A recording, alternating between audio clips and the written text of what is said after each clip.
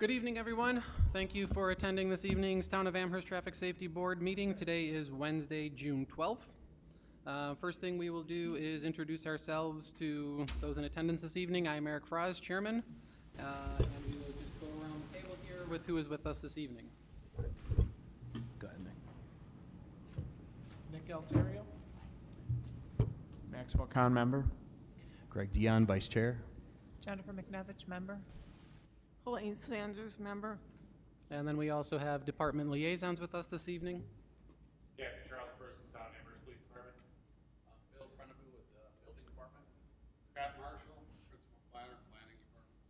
Al Spoth with the Highway Department. Chris Regel, Engineering Department, Traffic Safety Coordinator. And before we go any further tonight, I just need to go over a little housekeeping issue here regarding an emergency in the building. Should an emergency alarm sound in the building, the emergency exits are to my left, your right, out the two doors on that side, and it is pretty much the same distance to the front or the rear of the building.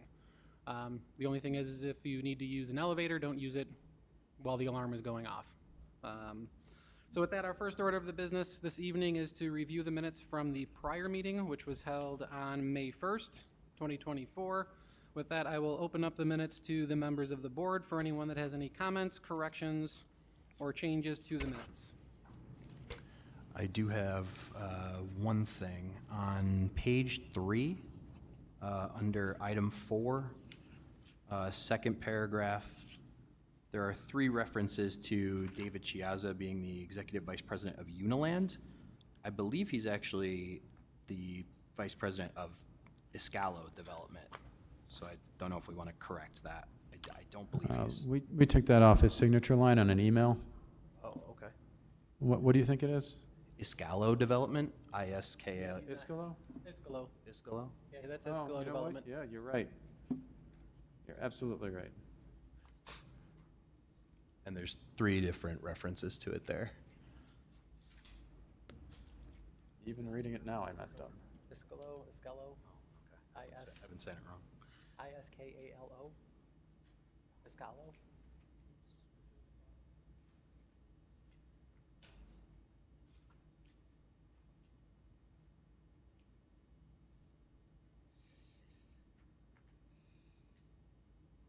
Okay, thank you, Greg.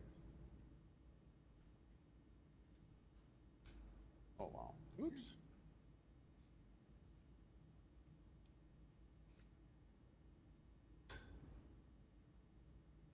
Any other changes to the minutes? None being heard, I'll make a motion to approve the minutes. Is there a second? Second. Second by Greg. Any further comments or changes? None being...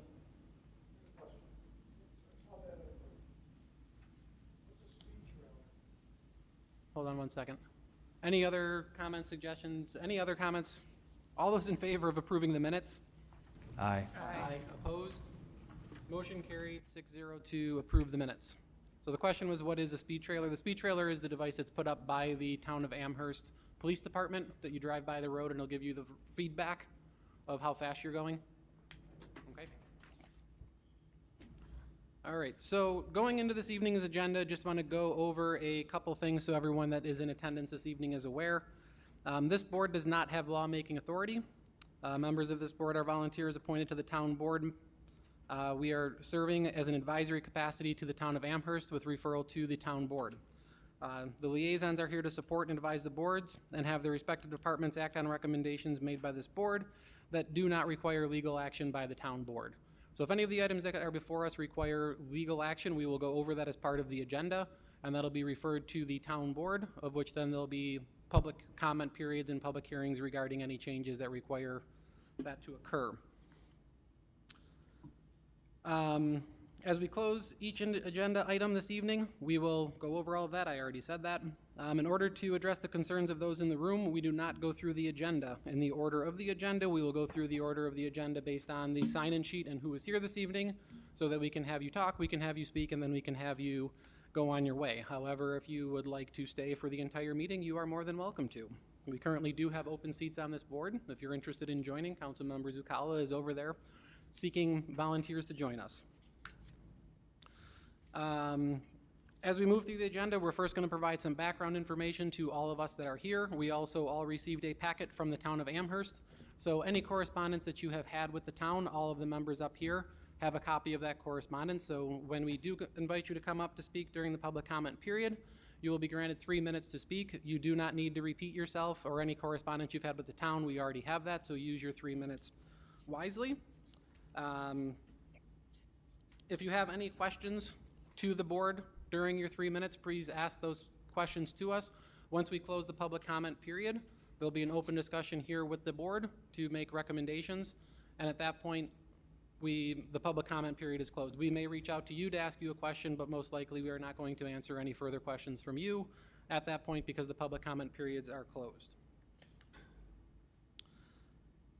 When we do open up the public comment period, as I stated, you'll have 3 minutes to come up to the podium over here to speak. Vice Chairman here, Greg, has a bell that he will ring. When you're at about 2.5 minutes, we'll give you a single ring to let you know you got about 30 seconds left when you're at the 3 minutes. You'll get a double ring, and we just kindly ask you at that point to wrap up your comments so we can move on to the next person that wishes to speak.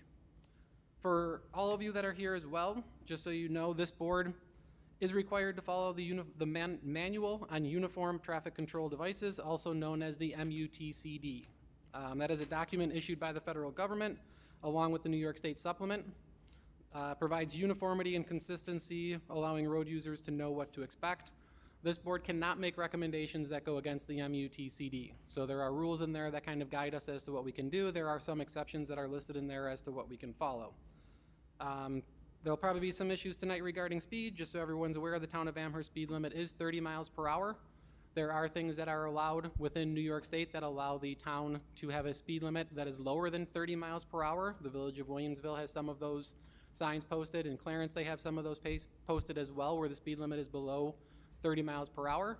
However, there is no town ordinance at this point that allows this board to drop a speed limit below 30 miles per hour, other than in school zones where it's allowed in the MUTCD. Therefore, if there's anything recommended by this board to drop a speed limit lower than 30 miles per hour, it will first take a law change by the Amherst Town Board to allow that to occur.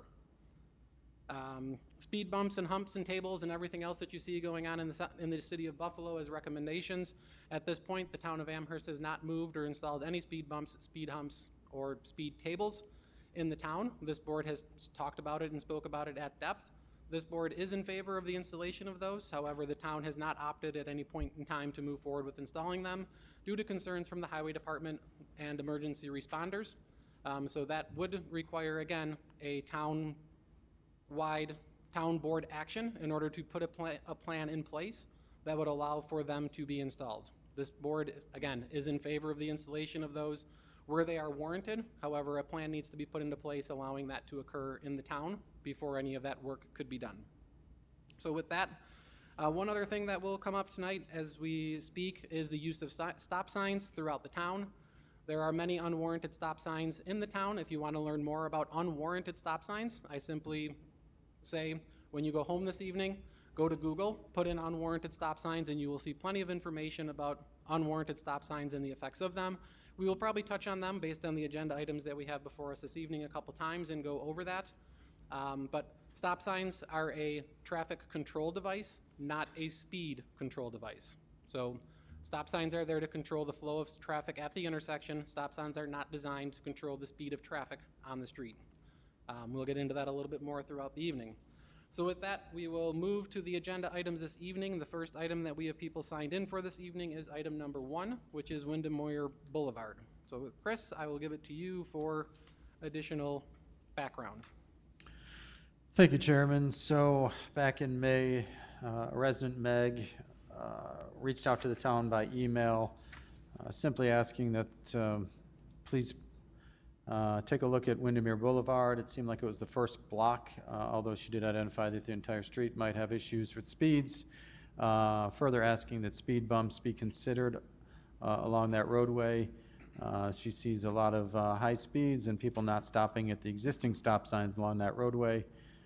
Feared for children as well as people with disabilities along that roadway, and is asking for assistance.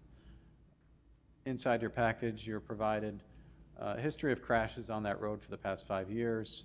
We also had the highway department collect speed counts.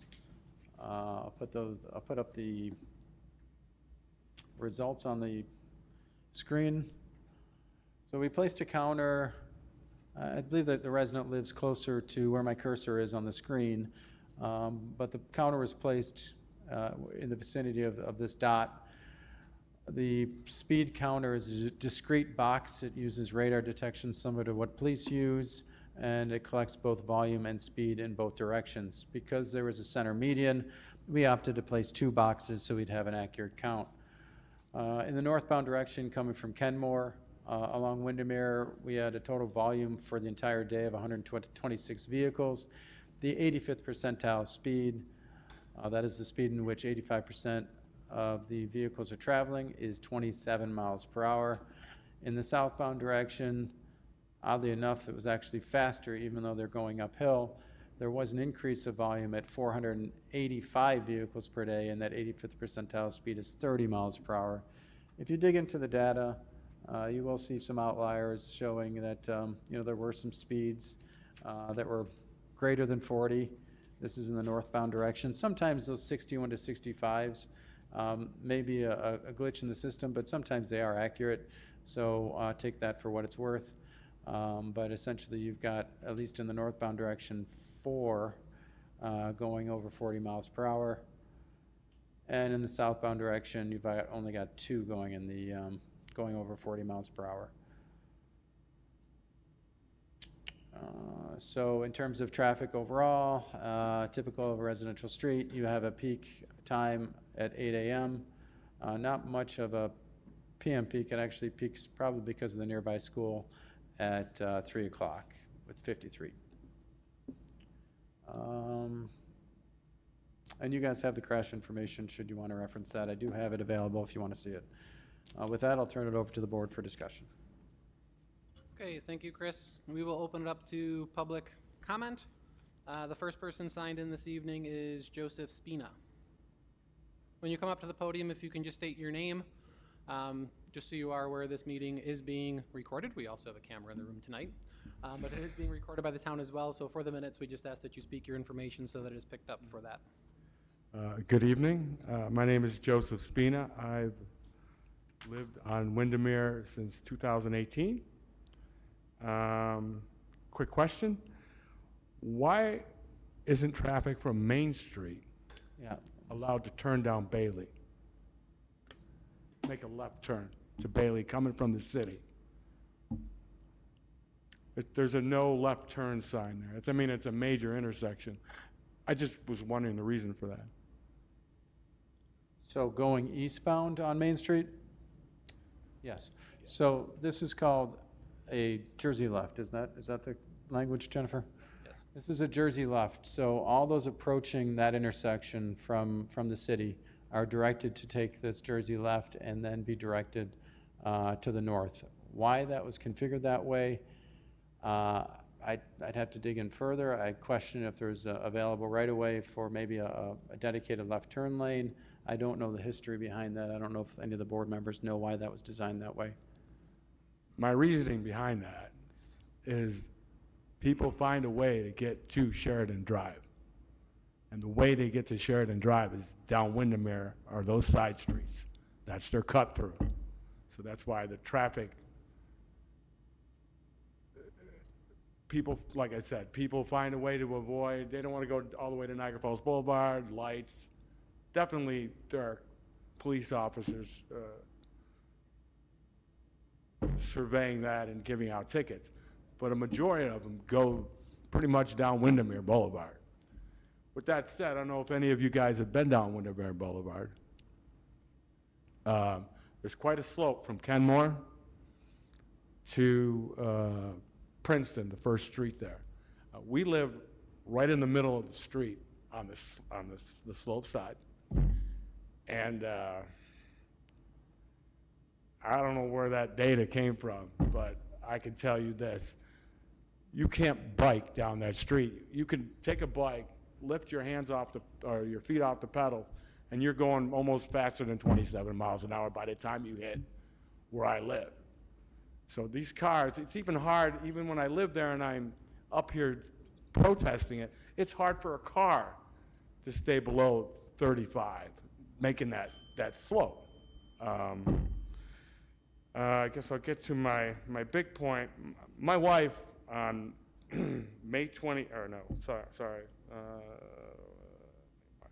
March 23rd, was going down the street, and she had stopped to approach the driveway. Now, there was a car behind her who almost slammed into her, and the car proceeded to go into our driveway. And there were two males in the car, in a BMW, and they were threatening her life, saying, "We'll kill you, bitch, we'll do this, that, the other thing," simply because she stopped to pull in her driveway. And these people, we just weren't quick enough. And just last night, we were going down the street. We made a police report of that, and the detectives got a hold of what the license plate is. But what's going to happen to these people if we prosecute them? They're going to be free in about 2 or 3 days, if that. They're only going to get whatever. Well, I don't know what the procedure would be, and they know where we live. And there's some shady areas over there, Princeton, whatever, the projects or whatever you want to call them, housings. So we have I didn't want to press charges because they're coming after us. They know where we live. They pulled in our driveway. They threatened her. Speed hump, something down that street is so necessary. I welcome you to drive down that street and tell me if you cannot help, and even I can't help, and I live down that street. You can't help but do, and the people who are on an agenda to get down there, to get all the way through to Sheridan, they don't even stop at Princeton. It's just crazy. And like I said, on an average day, there's more, like at least 10 cars that go 50 miles or more right there. It's a problem. It's a huge problem. Okay, thank you. Okay. Next person signed in for this item is Meg Covert. I'm the one who initially sent the email. I think one day of data is not enough to reflect the problem. It was a Wednesday. The weekends are much worse. Middle of the night is much worse. And I just thank you for your consideration. I worry about, there's a lot more children, smaller children in the neighborhood, and there's at least 3 people in wheelchairs that go up and down the street every day. They go to Tops, and just concerned for everybody's safety. Thank you. Thank you. Chairman, can I respond to that? Sure. So just so the board knows, the highway department places the counters out for an entire week, starting on a Monday morning, take it down late on Friday. The day that's shown, we take the highest volume day to show you, but the 85th percentile speed that's reported is a 85th percentile speed over the entire 5 days collected.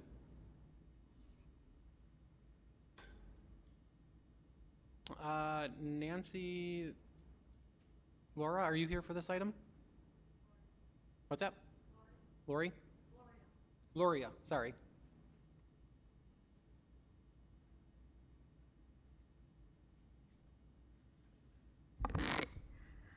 I've lived on Grass Point Drive for 32 years. And for the last 30 years, we have had nothing but problems on our street.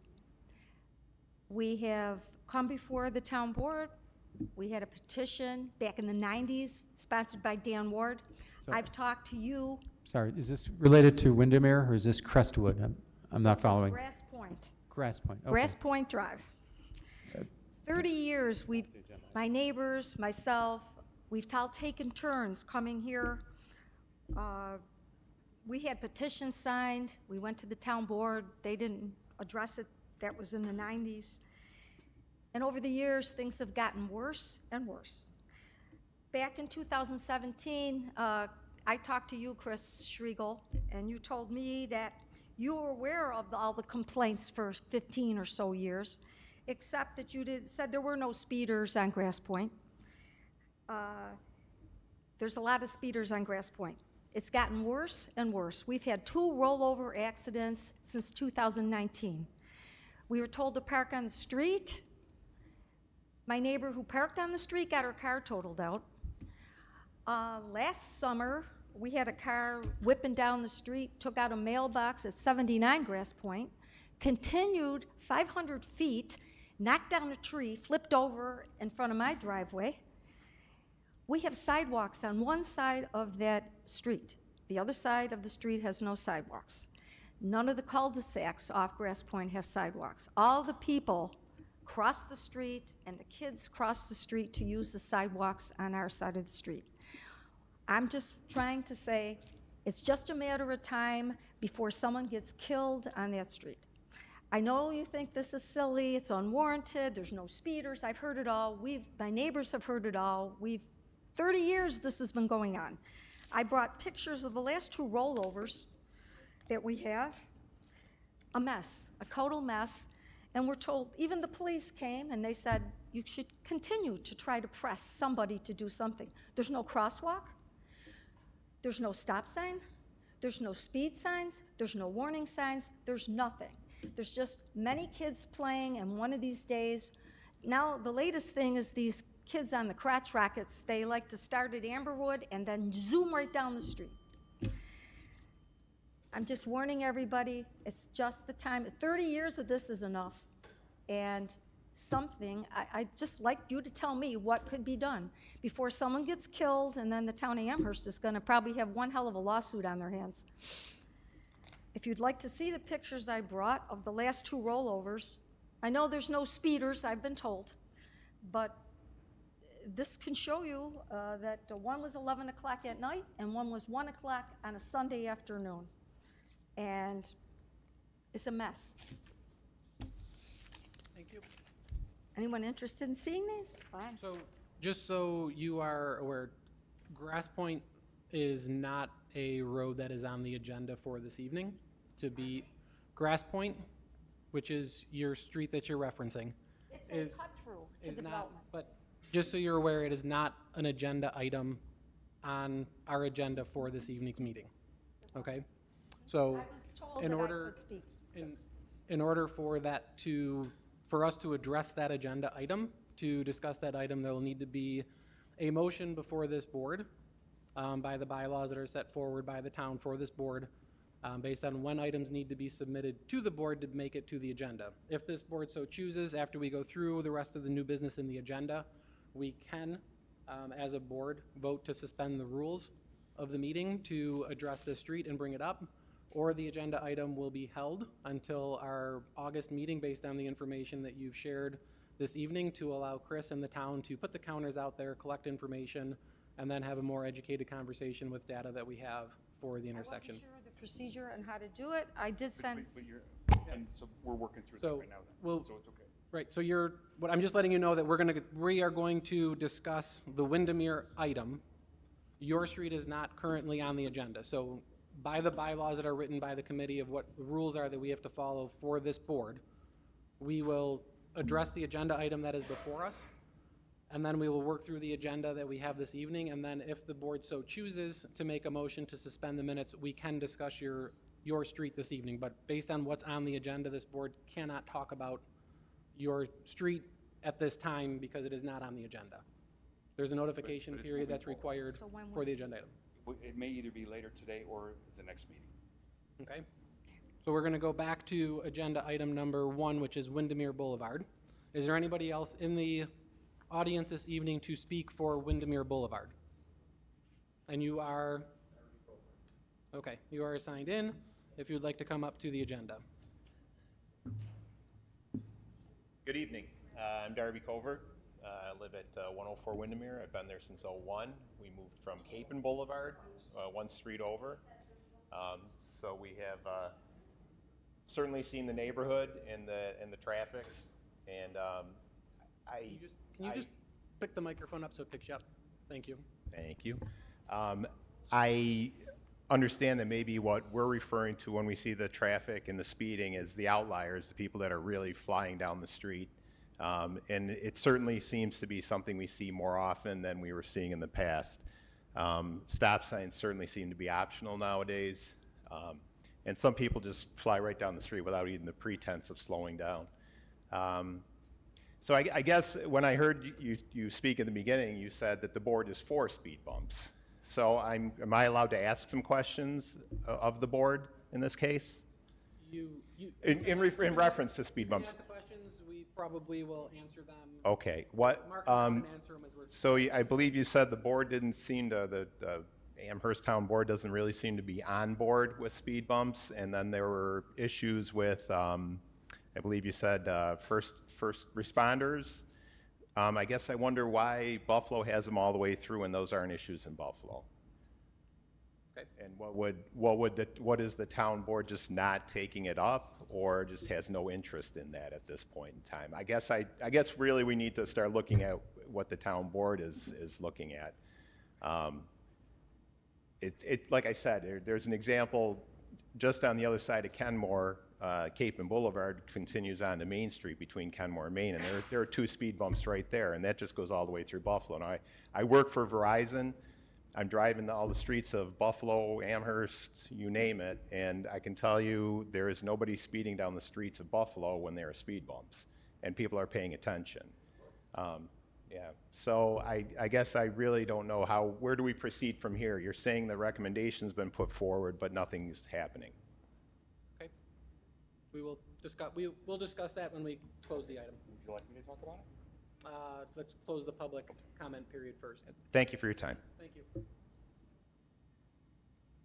Is there anyone else here to speak on agenda item number 1?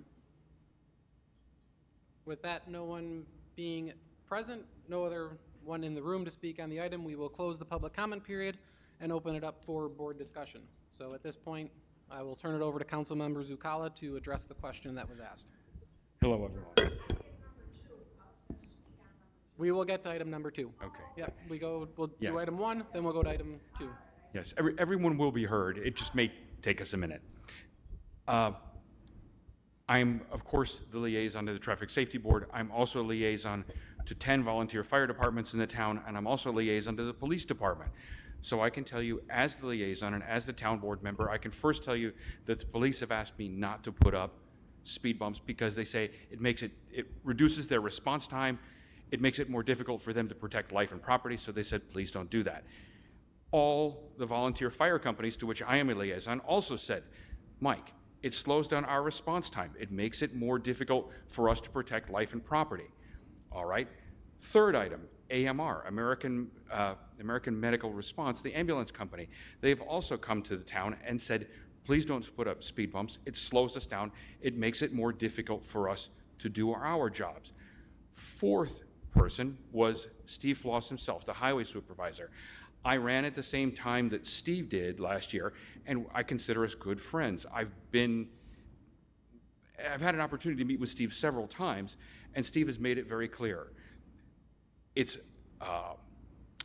installing speed bumps makes it more difficult for them to do maintenance, the highway department to do maintenance on streets.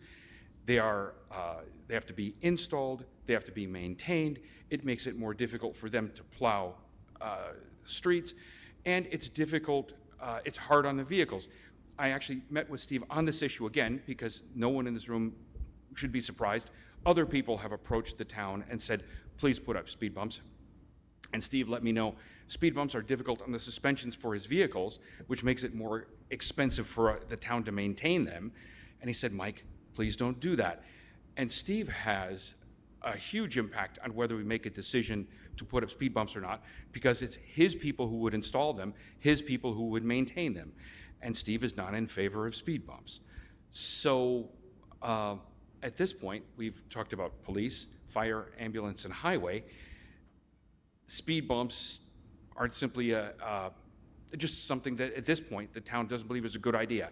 That doesn't mean we don't have good responses for speeding. In fact, we do. And the town highway people can talk about this in more detail, but there are such things as cutouts. alternating parking on different sides of the street, restriping streets. Those are just some of the options that we have. But at this point, the town doesn't believe that speed bumps are a good idea. With that, I will also add that this board made a recommendation working with the highway department in the spring of, I believe it was the spring of 2023. There was actually a street that was selected in the town for the installation because it was set to be milled and resurfaced by the highway department. The town, we worked with the highway department. The highway superintendent at the time agreed. It was Pat Lucy. Yeah, Pat Lucy, yes. The prior superintendent of highway that agreed to do a pilot on the street for the installation of the speed bumps. When that was put out, all of the residents on the street were notified that the speed bumps were going to be installed on the street. There was overwhelming response back from the residents of the street that they did not want speed bumps placed on their street. The residents on the street specifically asked, so we have a group of 4 residents that have spoken before us tonight, bringing this issue before us. If the town were to select your street as a pilot street to install the speed bumps on your street as part of that test, notice would be sent to every single resident on your street in order asking if they were in favor of the speed bumps to be installed. In order for it to move forward, I believe it was said that the town would be looking for 50 to 70% of the residents on the street to be in favor of installing those speed bumps before they would install them on the street. So it's not just the town that's saying no to them, it is the residents of the street that have come before us and you ask for it. It's all of the residents on your street that need to be in favor of it, because if half of the residents on your street are opposed to it, the town is not going to move forward with installing speed bumps on that street. We'll also point out, if you look at the town, if you look at the city of Buffalo, you will notice that there's not one street that has speed bumps on it that does not have the neighboring streets that have speed bumps on it, which is part of the reason why the city of Buffalo continues to install more speed bumps and more speed bumps, because as you install speed bumps on one street, you push the problem to the next street. So if we were to choose your street on Windermere Boulevard to install speed bumps, the traffic that you believe is speeding through your street, they're going to go to the next street over. So it's now going to push the problem over to Cape and Boulevard.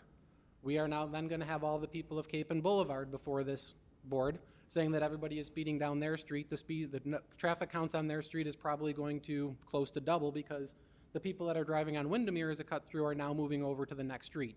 So when you do this and you look to install speed bumps on one street, you have to address all of them. So if you're going to install speed bumps on Windermere Boulevard, you have to install them on Capon, and you probably also have to install them on Amherst, because the next major block over is going to be Niagara Falls Boulevard, which is where you want to direct the traffic to, being the major thoroughfare.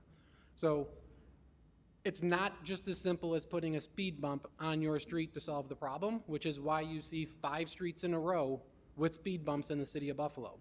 The other problem that you have with speed bumps, if you go and you ask residents, it's been on other news stations. I know we have the media here with us tonight. It's been on other news channels of people that live on those streets complaining about the speed bumps on the streets because of the vibrations in their house and the sounds in their house. Every time a car goes down the street, they hear thump, thump, thump, thump, thump, thump, thump, thump in their house every time a car hits that speed bump. Every time a school bus goes down the street.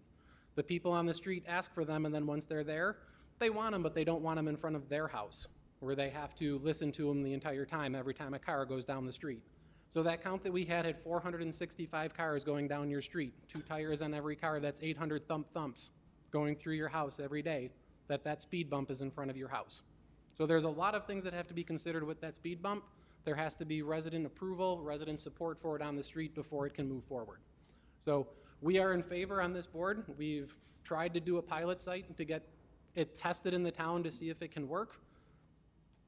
We will throw the recommendation out there if the residents that are here before tonight for Windermere Boulevard are asking for that to be done. We can make that a recommendation. There can be a notice sent out to the residents of Windermere Boulevard from this board saying that it's something being considered by this board to hold this item, to have them come back for the August meeting and express their concerns. If half the crowd that's in this room comes forward and says they're not in favor of it, we're not going to make the referral to go to the town board to select your street. So that's what you're up against with trying to get a speed bump or a speed hump installed in the town. We haven't found a street yet of residents where we've asked for it to be done that we've had the resident support to do it. You would have to do the entire street. There's guidelines that are there if you're going to, people will speed from speed bump to speed bump. So if you just, there's a spacing when you put them in, that's why the city of Buffalo is placing so many of them on a street. Because if you just put one speed bump on the street, you're gonna have cars speeding up the street, coming to a stop for that speed bump to slow down, hit that, and then make up their speed and speed after. So it has to be put in a series in order to actually slow the cars. And it would be looked to be done through the corridor on the entire street. So with that, open it up to the board here for other comments. When it does come to the Jersey left, it's referred to on Main Street. Main Street is a New York State DOT road. Town of Amherst doesn't really have any say as to how New York State DOT has configured that intersection. It's been like that forever. We've asked the question ourselves multiple times as to why it's like that. That is the way it is. That's the way it's built out.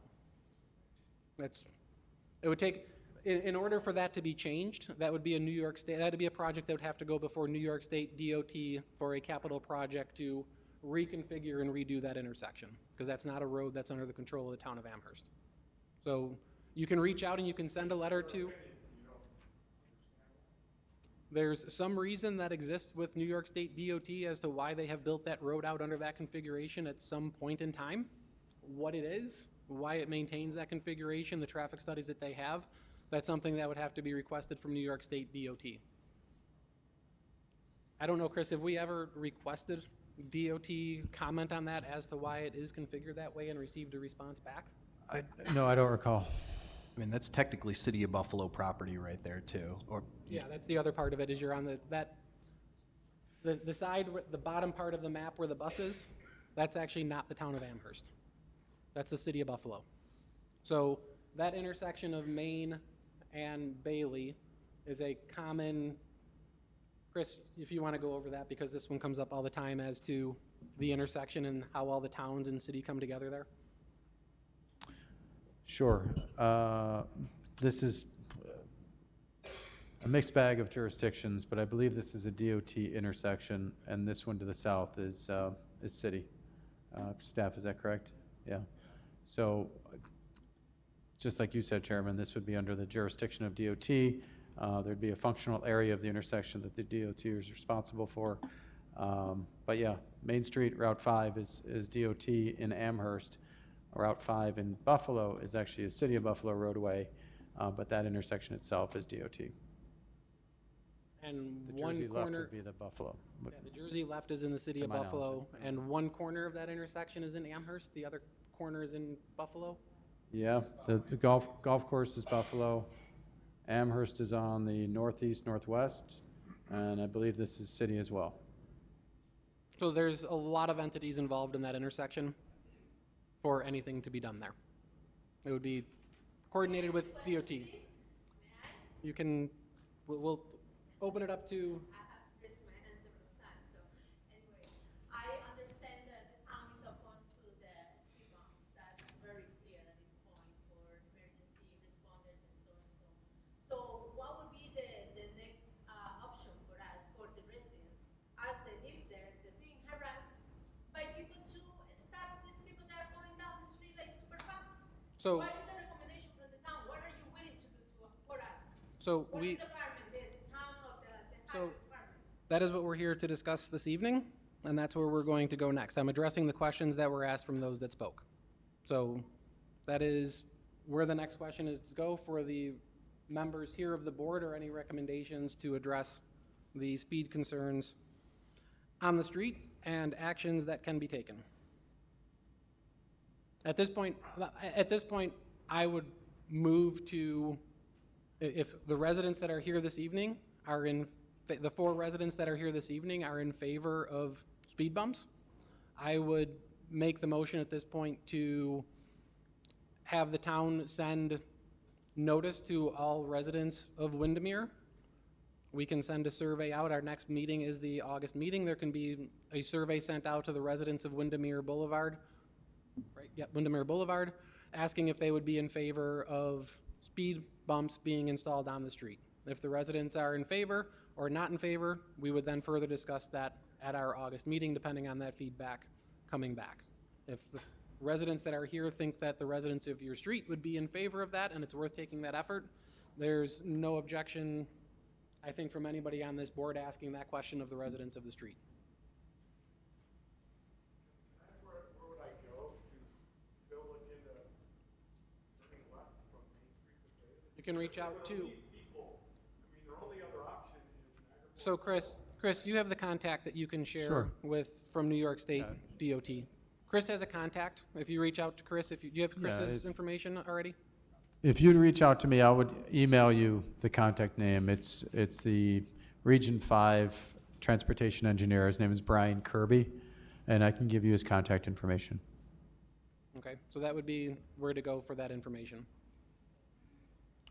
With that, when it comes to the street itself, the way the street is configured, where the street sits, and what is there, the options are fairly limited as to what can be done. It's a straight shoot street that is what it is. The speed data that has been provided to us, I know the residents feel that they're faster than what the data is showing. We can definitely refer to police department for additional enforcement over there. I don't know, Captain, if you have any comments on that, if you want to add color to that. We currently have an open investigation on that street for an open complaint from a resident. We have had investigators over there several times in the last few weeks. We'll continue to do that for the near future as well. Do you know if you're having are you having tickets issued over there? There have been a few, but it hasn't been a overwhelming amount. Not any more so than most of the other streets in town, to be honest with you. Okay. So the information from the speed counters as well is shared with the police department to help with their work that they're doing. The one data sheet that was in there was from Chris. Does show the time of day where the speeding vehicles are going. That way the police aren't sitting there at hours of the day where the speed isn't happening. So they know kind of the time frame of where the speeding traffic, the hours that they're occurring, to help with their enforcement on the street to target it over there at the right time. So any other comments from anyone here on the board? Yep, go ahead. If I may, the question you're asking is, are there other alternatives other than speed bumps? And not familiar exactly with the layout of the street, but there are things that have worked in other neighborhoods. One of those is actually repainting the lines on the street to make the street narrower, or making the street narrower. If the street is narrow, it does tend to force people to slow down. Also, one of the things that's been tried that has some success is, I don't know if they allow parking on your street or not, but what they've done is they've allowed parking on, let's say, the right side for part of the street, then you have parking on the left side for part of the street, then you have parking on the right side of the street, essentially forcing people to do, S is too exaggerated, but to wherever, I understand. So one of the, Yeah. so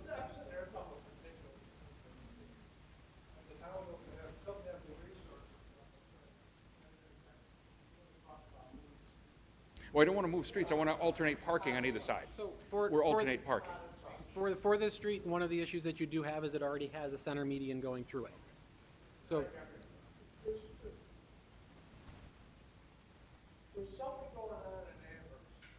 there's something, just, it's not Amherst, and the public comment period in this is closed. We have other agenda items to get to this evening. So you can speak when you have the podium. The public comment period has been closed on this item. So when it comes to this individual street, one of the proposals that we would have would be putting in chokers on the street, installing a center median. You already have a center median. If you're talking about parking cars on the street, you see a car that's already parked there. One of the things that you would recommend is talk to neighbors across so that you park two cars directly across from each other on the street, which causes the traffic to have to choke down to navigate the parked cars. It causes the cars to have to kind of squiggle down the street. It's not reconfiguring the street. It's not changing the configuration of the street. It's strategically parking cars on the street with the residents that are regularly parking on the street. The problem that you run into on your street is you really can't do that because your street has a median.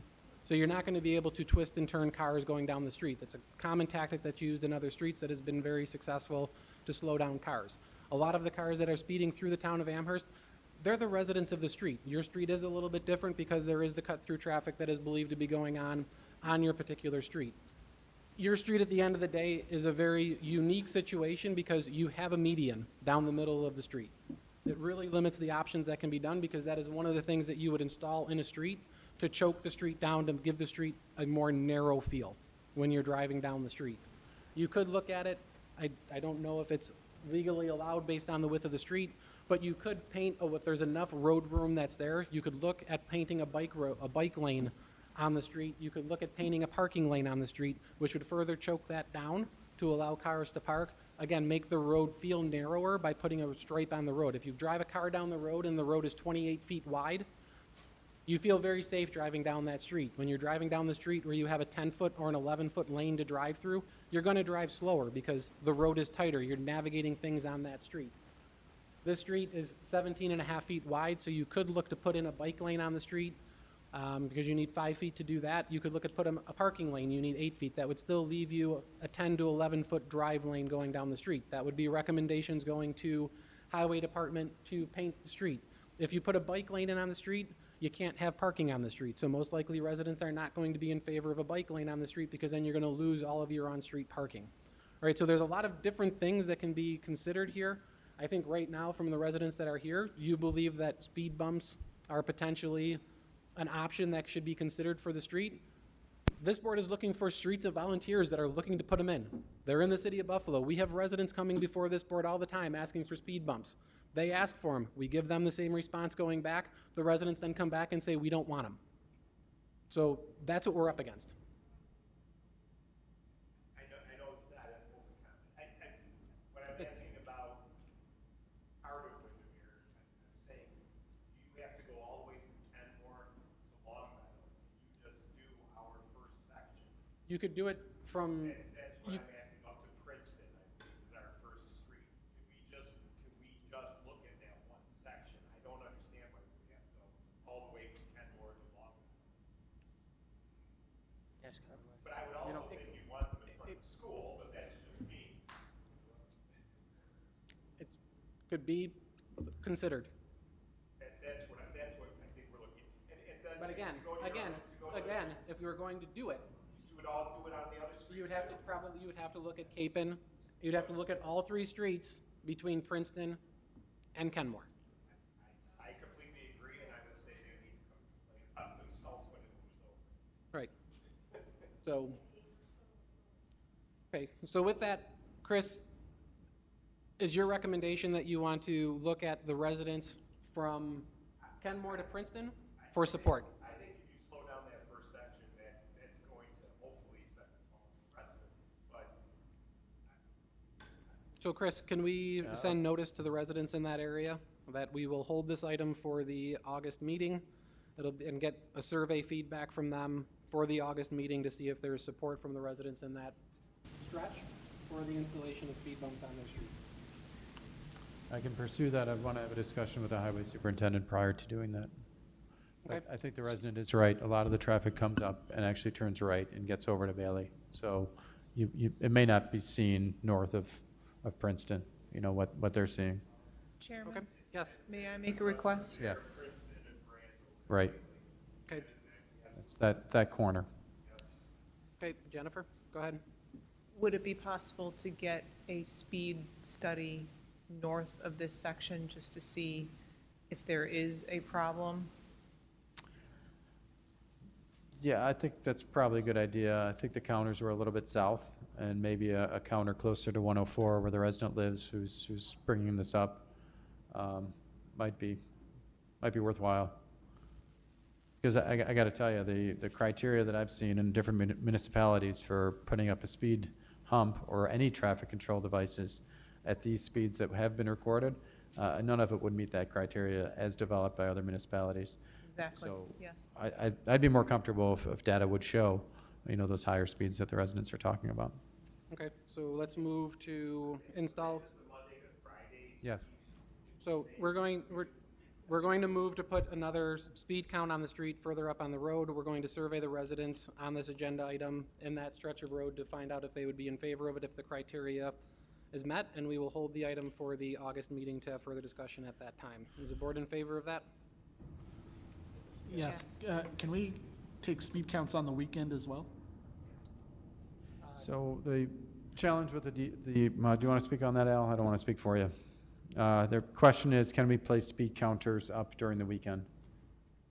We like to keep it during the week because that way we can keep an eye on them. We check them every day. We make sure that nobody tampered with them. They run off of a power source. We have to make sure the power is up.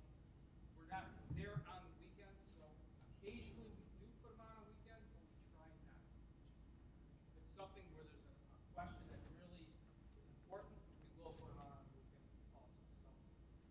So with that note, when we put them out, we'll try to put them on the weekend. Okay, so with that, we are going to close item number 1 on the agenda for this evening, and we will bring it back if we have all of the data for the August meeting. Chris has all of your information, and we'll let you know if we have all the data that we need for the August meeting. Since there is no July meeting, I'm assuming we will have the opportunity to bring it up and discuss again in August. Okay? Thank you. With that, the next item that we have somebody signed in for this evening is for item number 2, which is Sundridge, Florence, and Cascade intersection. So Chris, if you can give us information on this item? Hold on. If I could just give a little spiel before you start, ma'am? Sure. Thanks.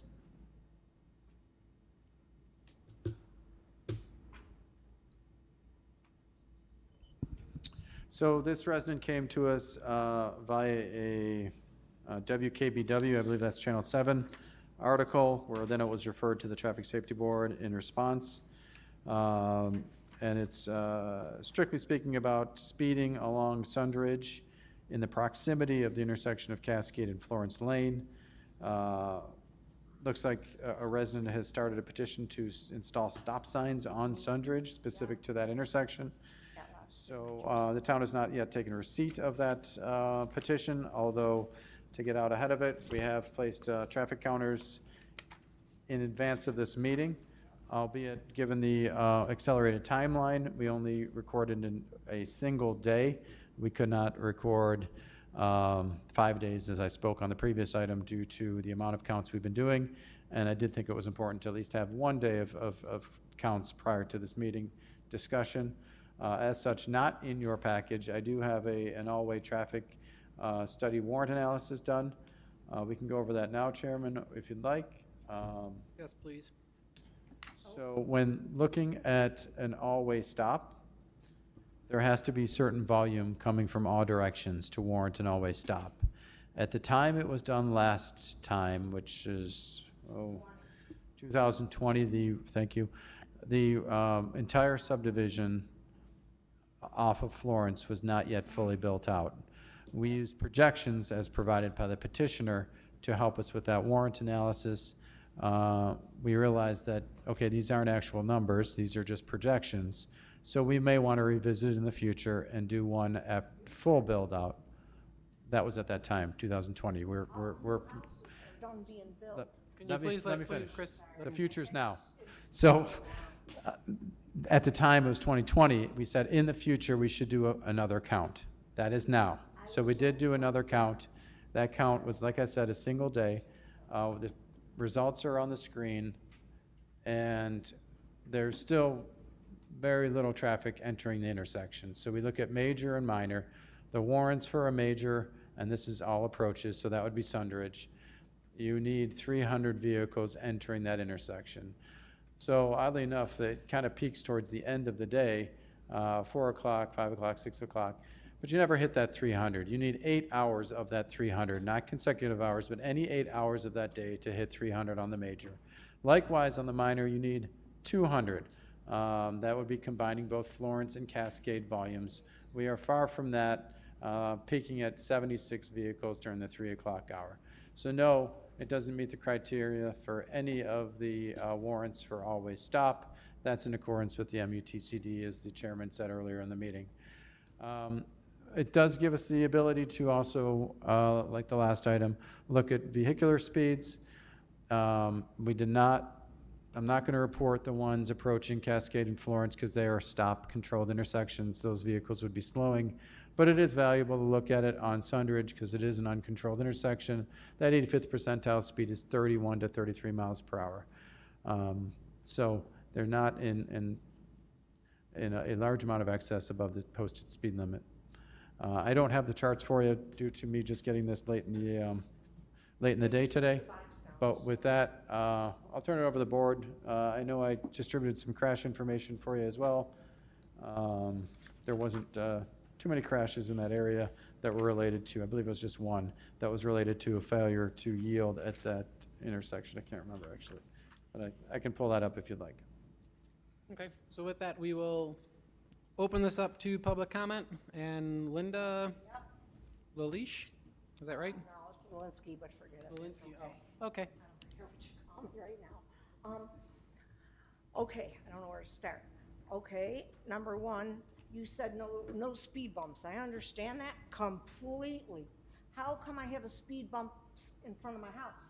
I'm right at Sundridge and Cascade, 3-car garage. The cops all know me. The speed bumps in front of my house were when Sundridge got redone before all the new houses were built. All the stone trucks, all the mud trucks, all the construction concrete came right through Sundridge, not through the other side of all the single houses. And now, any NFTA bus goes by, any school bus, I'm getting the shaking windows, the cracking of my basement walls. The street was done. So now with all the cracking and the stuff in the streets, I got the speed bump. I don't want that. They could take the bump I got in front because, like you said, the house shakes, the windows rattle. My windows are 10 years old. I've been there 34 years. I even told some of the cops, please, bring me one of your cars that don't work with no engine and park it in my driveway. On a 3-car driveway, park the dead car in my driveway, just so people will slow down. Give me a fake cop car, I don't care. People across the street had the traffic guy, which I don't know who the exact traffic guy is, told me it was done after 20. He told Steve from Channel 7 that it was done in 2020. I was told a different number, but I won't even go there. Tony and Ann across the street sold their house. They hit the traffic guy, whoever that is here. He was in their house at 264 Sundridge in the back because they couldn't stand the bumping like I'm getting. They're right across the street. He was in their house and said, oh, I didn't feel that much. I didn't feel that bad. Well, guess what? They sold their house. I lost people that I lived across from 30 years because they couldn't take it anymore. Jeff Haas lives at 250 Sundridge, single family home. He sold his house because he was fighting with you guys for years about a stop sign, and that was before the new houses. So I have a speed bump. I don't even want it. Take it. Somebody's got to fix that spot. My whole damn house shakes. I'm trying to keep my house up and all my windows. It's a waste. I want a cop car, please, without an engine. Put it in the 3rd part of my driveway and just leave it there, please. I'll pay you. Unfortunately, that's not something that we can do. Yous are great. I'll buy one. I'll just have it painted. I'll buy a car at the junkyard, we'll paint it up. It would be worth it to me to save my house from shake, rattle, and roll. Now I got speed bumps and I don't want them. Are there any other residents to speak on this item this evening? None being heard or seen, we'll close the public comment and open it up to the board for further conversation. So I can talk about what she's calling a speed hump is a utility cut. And yes, I was at her house. I was at her house, not her house, I'm sorry. I was at Tony Massip's house, kitty corner to her. And no, I didn't go in the house, but Jeff Burrows, the town engineer, went into the house to try to hear the noise. It's been looked at by the highway department. There is, it's a very minor, according to those that looked at it, roadway deviation between the roadway surface and the cut itself. The engineer who looked at it as well said in order to fix this and make it totally smooth, you'd have to box out this entire intersection. You can't just do the cut itself. So it remains to this day. I think I don't know where you live. I don't think. 265. You live right here? Okay. So again, I just wanted to give you a little bit of heads up on what she's referring to as a speed bump. Okay. Al, this has been a problem because it's come before this board with this intersection and that cut that obviously the town is aware of, and I don't know the condition of the street.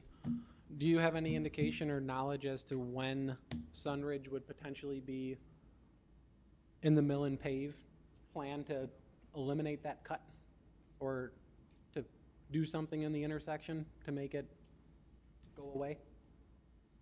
And we can send a crew out there to see what the cut looks like and do everything we can to improve it. But as far as when it will street stays and when it's on the schedule, I'm not sure. Okay. Okay. Did you have something? Go ahead, Greg. I was going to say, on the topic of the request for the all-way stop, the one thing I will say that I normally would not consider is because this is on a bus route, the 34 bus, and the fact that I think Vine and Sundridge has an all-way stop, and that's also on the bus route, I could be convinced in this particular intersection, because there is a bus route there, to do an all-way stop and to put in the ADA ramps, but I know that it's probably not going to go over well on this board. So I just wanted to throw that out there. The presence of the bus route does make this a little bit different for me, so that people could cross there. So, Chris, I don't necessarily want to. Can you? Do you have? We have another agenda item this evening where I know this is going to come up, so just going to bring it up. Gettsville Road, you have the information from the counts that were done there? Yeah. So this is something that we're going to discuss later in the agenda this evening, but this is the perfect demonstration of what occurs when you have unwarranted stop signs. So when you come, so if we can just go through this information, the problem is when you put in an unwarranted stop sign, people, when you, ma'am, the public comments, I'm going to give you an option now to let us speak, or we're going to close the agenda item and we're not going to discuss it any further.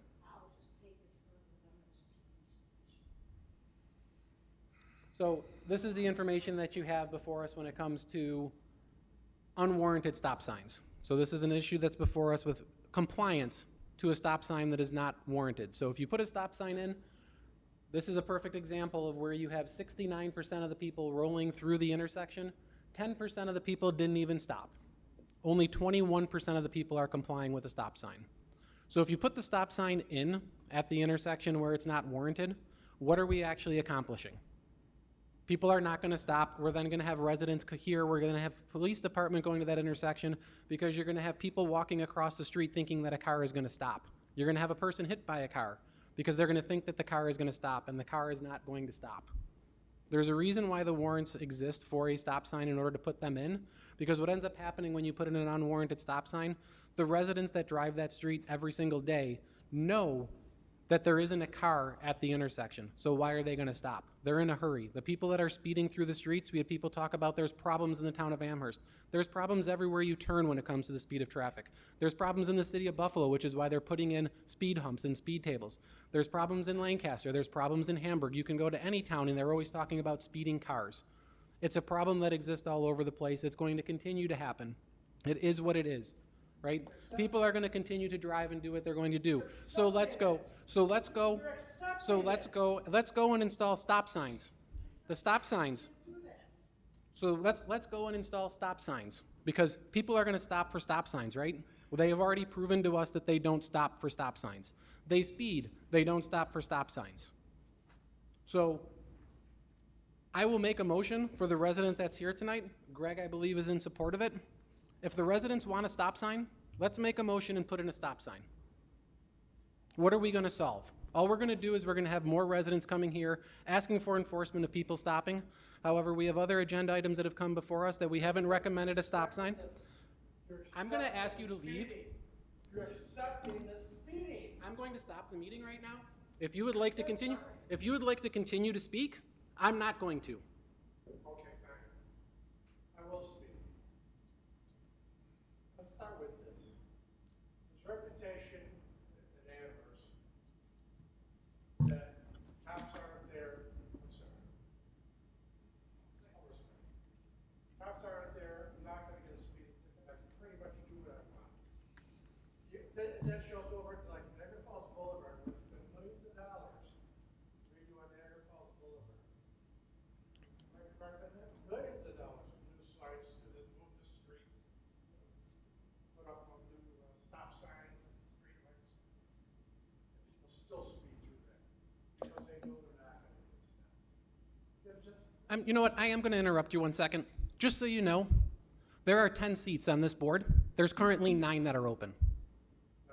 There's currently 9 members of this board, there's 10 seats, there's 1 open. Would you like to join us? considering it, Please contact Councilmember Zucala. We have an open seat. You're more than welcome to join us to be part of the problem. You seem to have all the answers to fix this. At this point, you know what, I'm sorry. cut everybody off. These are the people Count- who pay the taxes. Councilmember, These are Councilmember, the I'm going to ask for this Sir, resident to be removed. sir, if I may, I'm not you're- continuing, I'm you're not here. continuing this meeting. With this resident in the room, Eric, if I may. I am not continuing this meeting.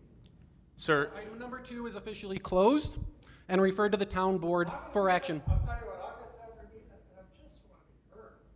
Because I've been 40 years here in Amherst. The residents that are up here this evening are volunteers serving on behalf of the town board. We don't need to be abused by town residents. If you'd like to speak to us that way, the town board meetings are on Monday night. There's an open public comment period. You can contact the elected officials and you can talk with them. I am done.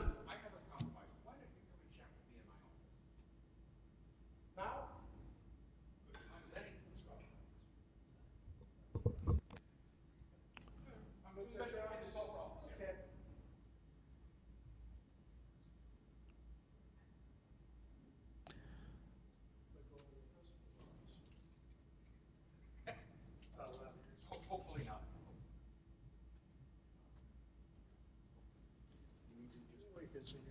Ask Gene to give me a moment here to find the right.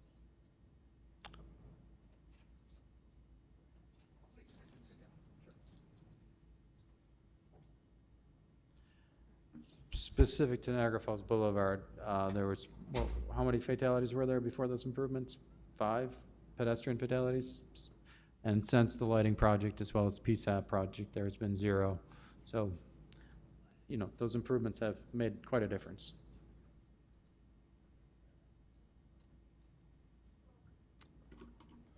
All residents, all members of this board, all in favor of closing item number 2 and referring to the town board for action.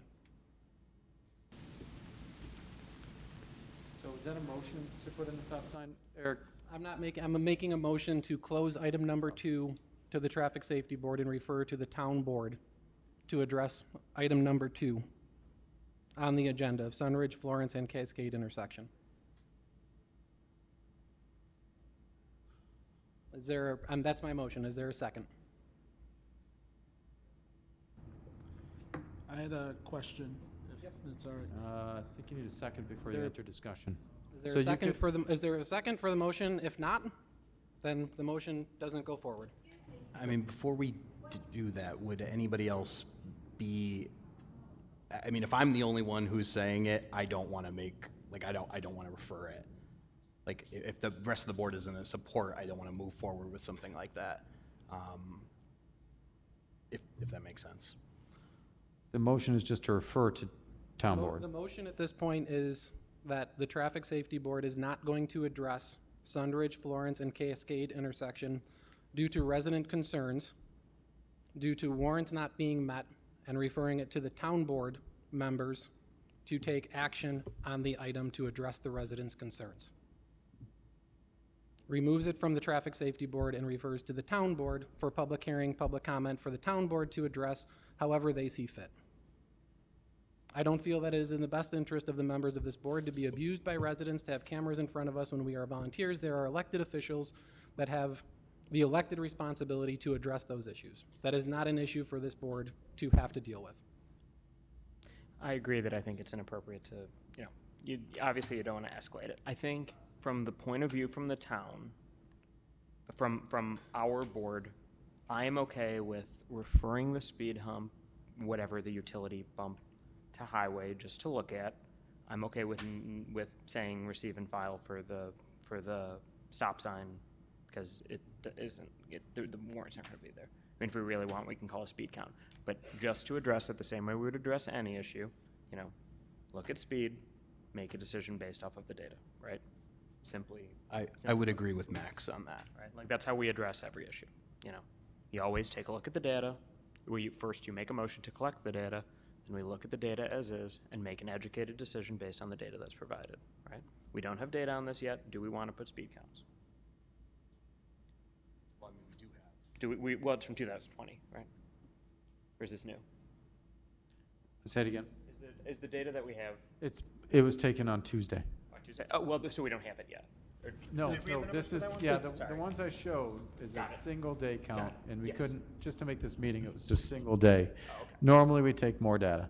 I will, Then okay. In that count, I don't think we have the counts even from the one day. I'm okay with receiving and filing that, and just refer to highway for the bump.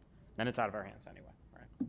So we're referring to highway to address the concerns related to the utility cut, to see if any corrections can be done to address the utility cut and the concerns the residents have brought forward regarding that item. Yes. All in favor? Aye. So 6-0, refer that to highway to address. I'm sorry. I'm sorry, I'm voting no on the motion. So 5-1. I'm also voting no. I think we need to get more data rather than just one day. This is just the bump. This is just the speed, this is just the residents' concerns regarding the utility cut in the road, the vibrations in the house. This isn't for this. This stop. is for, refer to highway and engineering to come up with a solution for the problems that the utility cut in the street is addressing. Then aye, So that's, yes. that's the motion before us at this point. Elaine, are you still voting no on that? Yes. Okay. Okay. So motion carried 5-1 to refer to highway to address the road conditions created by the utility cut in the road.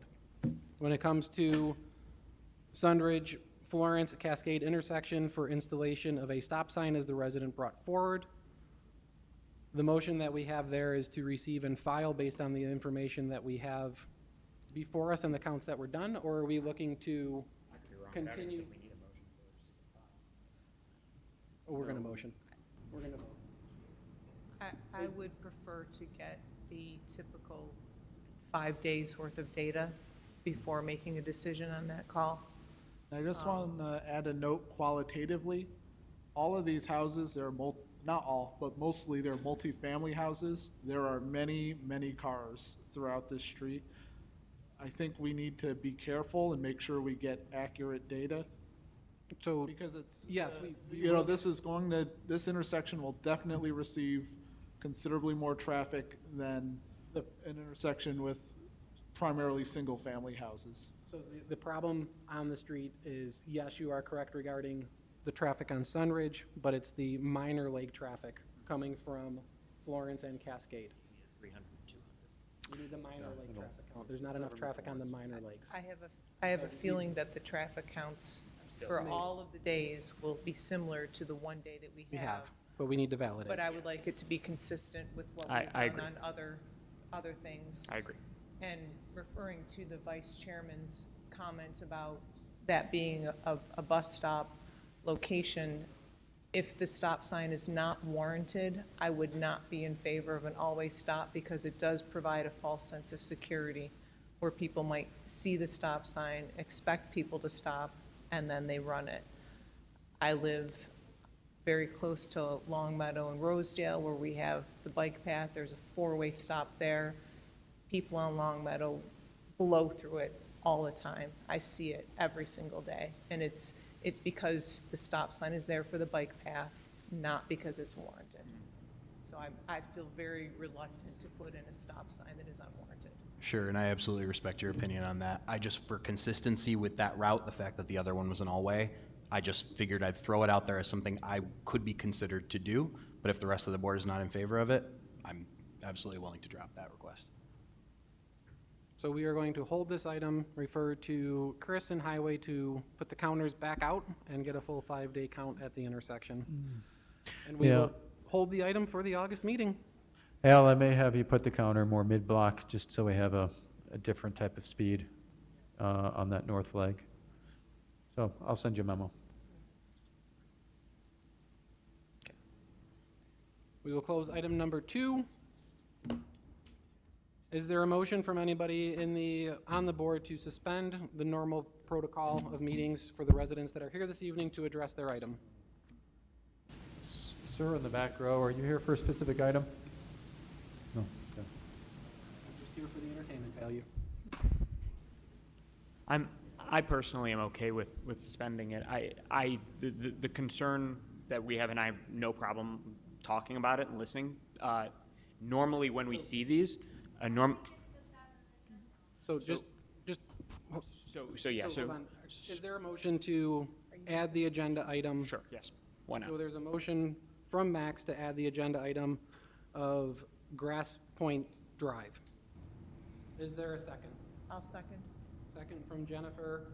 All in favor on the board? Aye. Opposed? 1. So- So motion carried 5-1 to add the agenda item. So what I was saying was, I have no problem. Hold on 1 second. So at this point, the normal order of business is suspended, and we move to address this individual item to add it to the agenda. We've already heard the residents' concern during the public comment period on the item. So at this point, we will open it up for discussion. Max, the table's yours. So simply put, the reason that we normally don't like suspending the rules are simply because when we have an agenda item, we get this nice packet of all of the data for us to look at. So while we can talk about it, we'll be talking about it kind of in a vacuum. So if you'd like, we can still go through and talk about it, or we can choose to hold right now after we've had a chance to talk about it, so that we can collect speed counts and everything, so that next time. And I totally understand that. So the other part of this is that by the town rules that exist, this agenda was posted on the town website a week prior. Right, so this agenda is set by the town. This agenda is posted on the town website. Any item has to be posted on the town website as an agenda item for the 3 days prior to the meeting to be added in. So with that, hold on. So with that, whenever you did speak to Chris, it did not make the agenda for this meeting. So Councilman. No. Let me clear it up, Chairman. We did receive her form, but it came after the deadline. I know. It came after the deadline to set the agenda. He told you to come so you could speak, maybe get added to the agenda. That is what happened. Let's obtain your information at the microphone so we have a better idea to bring this up in August. It's likely going to be held, and we'll gather the necessary information so we can have a good discussion. But like the board just voted, we're going to add it to allow you to speak. Do you want to do that now, or Chairman, do you have something to add? She already spoke. If you'd like to speak at the microphone so it's picked up, you're welcome to speak at the microphone for 3 minutes to discuss. Considered a crosswalk. Real fast, just so we have, it's easier for us to collect it, because it's easier for us. Can you just at the beginning state your full name and address? Okay. Thank you. Nancy Loria, 31 Grass Point Drive. And as I said, we only have sidewalks on one half of the street. The west side of our street has no sidewalks. They're only on the east side of Grass Point. None of the cul-de-sacs have. So all the people from the cul-de-sacs, as well as the other side of the street, all cross the street to use our sidewalks. It's more and more children are there now. And these people on their crotch rockets that like to start at Amberwood and zoom down the street. In the morning, you can't leave your windows open because it's more of a morning problem is the worst time, and maybe 5 o'clock on, because that's when everyone likes to use it as a speedway. There's no crosswalk either. There's no signs. There's no speed signs. Is there a way to put signs up before? They took a stop sign down. There's a speed sign at South Ellicott Creek. At Ellicott Creek? Yes. but not where we are, not in the middle of the block there. We don't do where- that anywhere in the town of Amherst. We put in one off of the major street, which is South Ellicott Creek, and that counts for the entire subdivision. How about a crosswalk so the kids can cross the street to get the bus? Where are you asking for the crosswalk? Where? Yes. I would say at the cul-de-sac there on Roundwood. That's probably halfway down. Okay. And that's where the stop sign was 30 years ago that the town of Amherst took down. Are you And- are you asking for a stop control at that intersection? Pardon me? Are you asking for a stop sign again? We were, but we've been shut down for 30 years now. So I don't know how successful we'd be unless we petitioned the town board and went over your head. That's what we were told we'd have to do. Yeah, you could. You can. I know that. I know that. I will say this to you. I will say this to you on the record. Pardon me? You can, and I encourage you to do so. You encourage us to do I so? encourage you to do so. The big problem, I mean, we're not trying to cause a problem. We're just trying to hope that no one gets killed. Because that lady, the last one, last summer, on a Sunday afternoon, we heard this huge boom. She took down the mailbox, took down the tree, flipped over the cars, as you can see in my pictures. I mean, it's a real mess. And she went to the hospital in an ambulance, but she was the one that was speeding. It wasn't like someone got killed, thank God, because the kids are riding their bikes up and down that street. So I would also be interested to know in the accident reports that are here. How about a crosswalk? Would they ever consider a crosswalk or not really? Since there's no, Yeah, sure, I can answer that. You don't put a crosswalk to a non-existent sidewalk. pardon me? You don't put a crosswalk to a non-existent sidewalk. You just said there's a sidewalk on one No side. sidewalk, right. So where would it be leading to? The cul-de-sac probably, but then again, No sidewalk. Yeah, well, we're just trying to see what, okay, if we don't get a stop sign, what alternatives are there? We don't want speed bumps, that's not, because the fire department uses Grass Point to get into the development, that's their route. When the fire trucks and the ambulances, they use Grass Point, they come down Grass Point. So, I mean, speed bump would not work. So I'd say at this time, because we have posted a bunch of, we've talked about this a good bit. Okay. Why don't we try to collect all of the data for next month? Okay. It would technically be August. We can hold it and then figure out what's going on. So in that case, we could try to refer to, what would be highway for counts, We right? will refer to highway for traffic. One quick question. I mean, do we have a lot of residential streets that have rollovers? I mean, I could see it on Niagara Falls Boulevard, I could see it on some of the busy streets, but this is a residential street with rollover accidents. Ma'am, this is one of the reasons why we like to have This is all of this agenda information from the get-go. Yeah, we So would have by that holding this accident until August, we'll be able to collect all of the accident data, all of the traffic counts. You've been at the podium twice now. We've seen your photos, so we're starting to gather the information. Highway engineering will continue to gather information, and we'll put this on the next available agenda, likely in August. One of the things that would come forward before us, if we have all of the information before us, we'll have traffic counts. We'll understand the speed counts that are on the street that you claim are there that right now we don't know if are there. We can do a warrant analysis to see if stop signs are warranted. I can tell you that they're not going to be warranted for any one of those courts based on the number of houses that are on those street, which are the requirements that are there.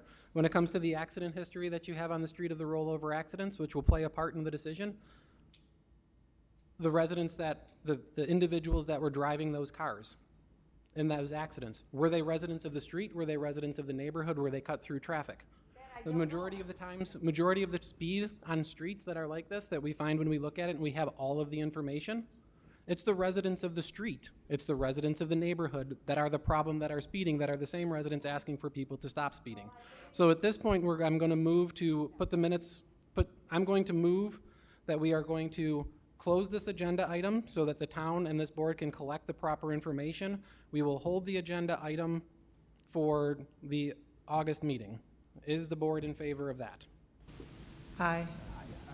So with that, I'm now going to make a motion that we resume the regular agenda meeting and go and close the suspension of the minutes. I'm motioning that. Is there a second? Second. So there's a second for that. With that, all in favor? Aye. Aye. Aye. Motion carried 6-0 to resume the regular meeting. So with that, the item that you have brought forward regarding Grass Point Drive is closed, and we will discuss it at the August meeting. We will have a replay of the June meeting in August. So with that, we will move to the next item on the agenda, which is item number 3, which is Paradise Klein and Covent Garden intersection. Request for a left turning arrow on Covent Garden Lane. So you should have noted in the agenda that the item number 3 and 4 were for the same intersection. For the purposes of record keeping, we've separated it completely. So this discussion is strictly based on the left turn arrow request. Item 3, which is brought to our attention by a resident who is looking for a left turn arrow going northbound on Covent Garden to turn left onto Klein Road. So, as you guys know, we do have a smart signal in that location. This is a town signal. This is a town intersection. What's on the screen now is what Mile Vision likes to call an approach view. What is out there? We do have a turn arrow going in the eastbound direction, and we have essentially turn arrows in all other approaches for lefts. We do have a southbound right, and then also the through. So no other left turn arrows specifically except for that eastbound direction or eastbound approach. So again, this motion right here, that south leg is looking for an arrow. So we take that data, we're consistently collecting traffic data 24/7, and we look at, in this case, I looked at the average week, I looked at the single day. We can come up with a turning movement count. We'll just briefly look at that. So this is looking from the sky. Each one of these bands is a movement. So this green band right here is the movement they're requesting an arrow for. In a typical day, we're only seeing about 659 vehicles turn left. You will note that that movement that does have an arrow is much greater than that at 2,059. So let me dig into the actual hourly counts for each direction, and we compare it to a left turn phase criteria worksheet, which tells us, let me see if I got a PDF of this. No. Did you guys get this in your package? I can't remember. Yes. Okay. So you should have had time to consume this, but essentially we look at delay, opposing volumes, conflicts, and crashes. So when it comes to delay, you don't have very many, you have to have 50 turning vehicles in the peak hours. You've come very far away from it during the AM, and you do meet it in the PM. So you'd have one yes there. Then you look at the opposing volumes. Obviously, it's a lot harder to turn when the opposing volumes go, the southbound throughs are a higher number, and you take the lefts times the opposing volume, and for a 2-lane highway, it's got to be over 50. The multiplication has to be over 50,000. We are very far from that at only 2,000. Likewise, in the PM, we're not even coming close. We're at about 8,000.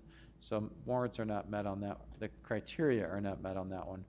Conflicts, they were not counted. And then crashes, we looked at the last 3 years. There were a total of 11 crashes.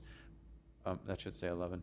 But out of those 11, there's only 2 that were related to a left turn in the northbound direction. So the criteria is 5 or more correctable within a 12-month period. So you're not hitting that. So no, the criteria in the books tell you not to install a left arrow at this location. Does anybody have any questions?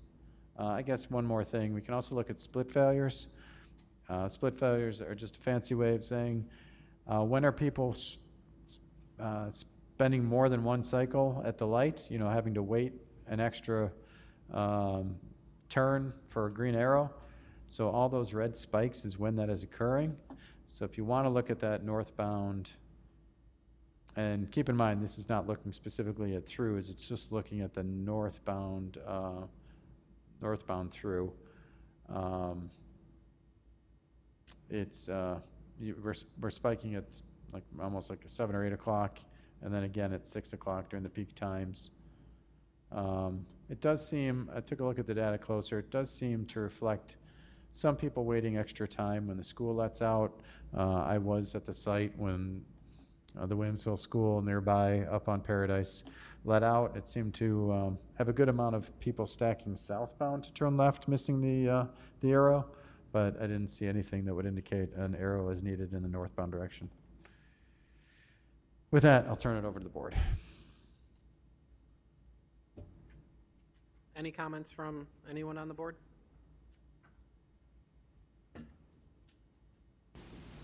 I think it's pretty clear that it's not warranted. Shirley, you want to go over past attempts at making this thing better? Or? Do we have, oh, yeah. So this item has been brought before the town, before this board before, related to concerns at this intersection for those members that are newer to this board. If you look at this intersection, the intersection is misaligned. So if you, I think, Chris, did you say it or not? When you're on Klein Road and you are driving to the west, that has a no right on red at that leg of the intersection. If you zoom down a little bit, there was an accident history that existed as well with the left-hand turns in there because of the misalignment of the intersection. Therefore, the skip line was installed in that intersection to make drivers aware that are making the left, that they are not lined up with the car across from them making the left, they are lined up with the car across from them that is going straight. Based on accident history at the intersection, I believe the data shows that that has helped. If you also go further to the north, you will see that there's the painting on the road that pushed the traffic over to the center of the road to that lane because there were numerous cars that were in the right-hand turning lane that were going straight. So there has been numerous attempts made that have been pretty successful by this board to improve that intersection based on the information that Chris has provided. You also do have the school that is up the street, so if you look at that 7 a.m., 8 a.m. spike, that school starts at 7:45 a.m., so not surprising. I will tell you from my own personal experience of dropping off my daughter at that school that if you're making the left-hand turn at that intersection, you will, at between 7:20 and 7:40, you will be backed up. If you're going eastbound on Klein, you'll be backed up beyond Galileo to make the left-hand turn. Covent Garden, the entire intersection will be backed up just with this people going to school. Go through it at 7:50 after school starts, and the intersection flows perfectly fine. It's a 20-minute problem in the morning. It's a 20-minute problem when school lets out in the afternoon. With that being said, and the information that was provided by Chris for the warrant analysis, the warrants are not met for a left-hand turning arrow, so I would move to receive and file at this time. Any other comments? Did you, something to, anything? So we will receive and file item number 3. Thanks for the work on that, Chris. And we will move to item number 4, which just so happens to be at the same intersection.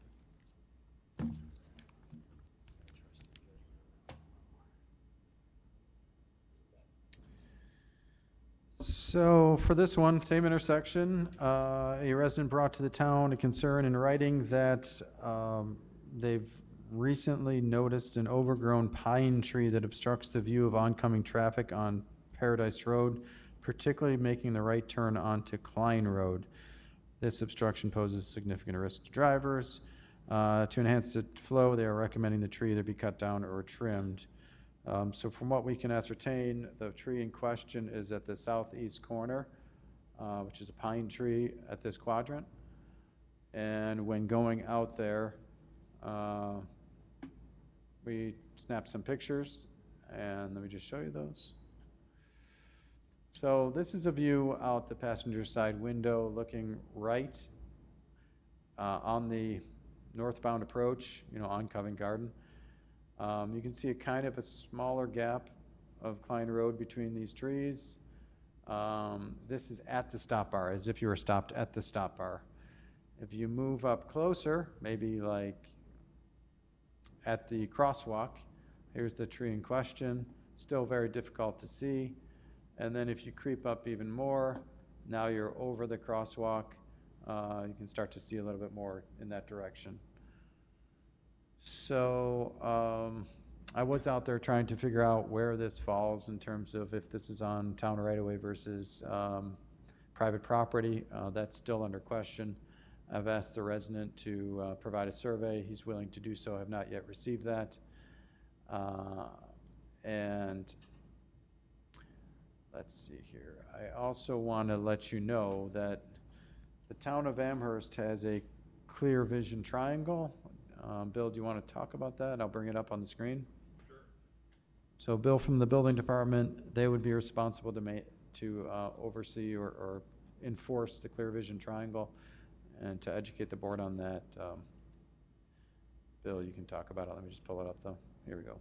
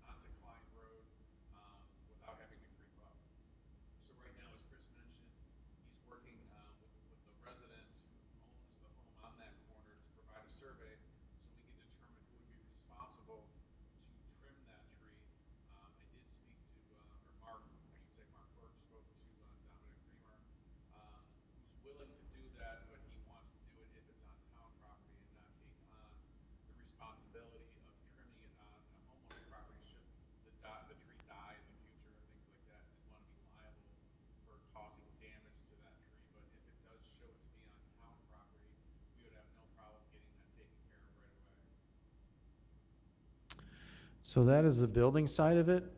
Traffic side of it, it's a different situation. So if you guys recall, members that were here, the Mosio patio enclosure, where the Mosey at the corner of Forest and Main Street wants to enclose the patio, a traffic engineer put together this analysis, which this is the typical, what traffic engineers use. We've done this before for you guys. But what we've learned is this is applicable to stop-controlled intersections as well as uncontrolled intersections. And what they've pointed out is that when there is a intersection with traffic control, all you need to see is the first vehicle stopped at the one approach. So it doesn't take in those traffic site departure type triangles that we're used to seeing. So that, in that instance, for the Mosey, their data and their backup was sufficient for you guys to approve that enclosure. So this would be following that same guidance, where at that signalized intersection of Covent Garden and Klein, you wouldn't need to see all the way down the road. You just need to see the first vehicle. That said, it is somewhat difficult to see that first vehicle. I think you can see half of one. But I just want to make sure you guys have all the information. You know, you've got the clear vision, which is a building enforcement issue, but then you've also got this traffic side of things that say, hey, you only need to see, you know, that first vehicle. Here's the front of it. Obviously, that same vehicle gets more clear as you move up to the line. One thing about your picture, though, is you're also taking the picture from the passenger seat. Yeah. Not the right. driver's seat. Yeah, you should be able to see a little bit more of that vehicle as the driver. I had someone else hold the phone. When we take, we do have safety vests on, yeah. One thing that occurs to me, you know, the sequence of the pictures is kind of fortuitous to this point, but you don't see pedestrians on the sidewalk. And especially proximity to a school, you know, any kids running or perhaps riding their bikes on the sidewalk, you know, the vehicle visibility doesn't address this point of, you may not see pedestrians, approaching that intersection via the sidewalk because of that tree. So I think that's, so we have to consider not just, the other vehicle visibility, but visibility to the sidewalk as well. But Chris, I know your pictures are there. Can you go to the street view? Because I think one thing that is deceiving about the picture from Chris's vehicle is the misalignment of the intersection. Right? So because the intersection is misaligned, when the pedestrians are there, you can actually see the pedestrians. The other thing that you have going on is that if you go back up to the sky, there has come before us here of the cow path, as it's commonly referred to, and the lack of sidewalk and the request to install sidewalk on that stretch where it's missing, which clearly shows that there is a lot of pedestrian traffic through there related to the school. So we don't have, not saying that we want to wait for it to occur, but we don't have any pedestrian-related concerns brought before us at that intersection. It's more the driver, the visibility, seeing cars, but the cars that would be on that leg would be past them. So, I mean, I fully support the town, if it's the clear vision triangle and it's in the town property, to trim back the tree and do what the town needs to do, but when it comes to the residence tree, it's concerning, but it's not. What's being done at the Mosey, from what we saw in the vision triangle, is worse than this tree, and that was permitted and allowed because of it being a signalized intersection. It kind of changes the dynamic there a little bit. If it wasn't signalized, then yes, I would be 100%. We need to do something to address this. So I had driven to this intersection this past weekend, and that was what was apparent to me, is visibility to the sidewalk was blocked. And that was just concerning for anyone. To me, someone who, I know that's not the concern as brought up necessarily, it's more about the vehicle traffic, but anyone who's going across that street, there's potential to not see them. I definitely hear your point on that, Nick. The one thing I would say is that I think that if someone was crossing, they would hit that button and they'd be standing there at a place where they are visible in order to, to wait for the signal to cross the street. So I think that they wouldn't necessarily be standing right behind that tree.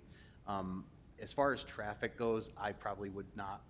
Obviously, the building department can do what they want related to theirs, but personally, I wouldn't be in favor of trimming, of doing that 8-foot trimming of the tree. The only thing I might consider is trimming back just a little bit of that so you can see a little bit farther, maybe trimming like 2 or 3 feet off of that. Like, that's probably the most I would say, but even then, I don't really think that's necessary, because if you're standing here, you don't really need to see to the right if you're turning. Like, you could see a pedestrian standing there at either of those aprons for the ADA ramp. So I definitely hear what you're saying, but I think personally the most I'd be willing to do, if anything, would be to trim that a little bit right there. The type of tree that is, you trim those branches back, you're trimming the branch. You're going to have to cut them back to the trunk. So, yeah.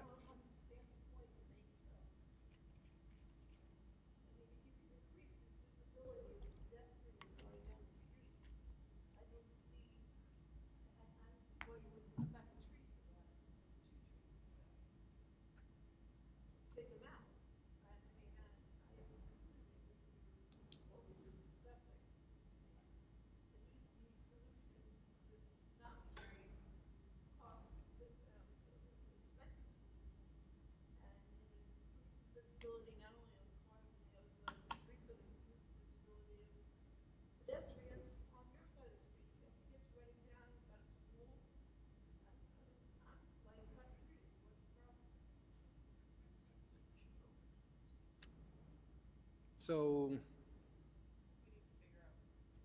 Property line. Yeah, what? yeah, I agree. I think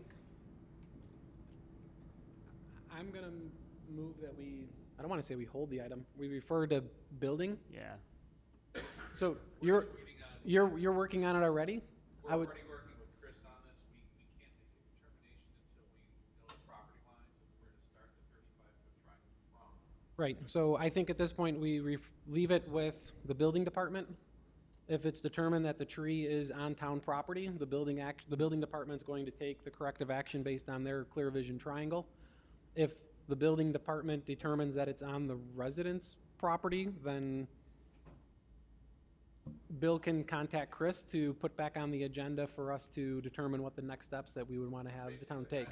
It's, Understanding, Chris, and you can speak to this, but we treat it typically the same way, whether it's the homeowner's property or the town's property, it's just a matter of who's doing the trimming, who's responsible for paying for Yeah, taking on the responsibility. So okay. I agree. It's not really like we take a different course of action. A 35-foot truck, clear vision triangle applies to anyone, not just town property. It's all- Okay, so based on that information, I believe this is a building issue to address.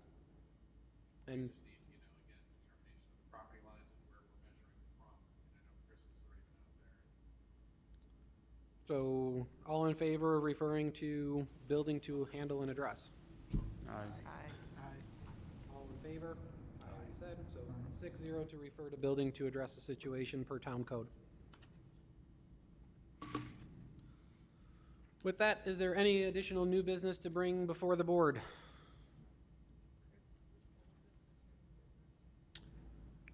I would consider it old. No other new business being brought forward from anybody here on the board. We will move to old business, which is the stop sign relocation along Gettsville Road. So this, let's just pull up the presentation.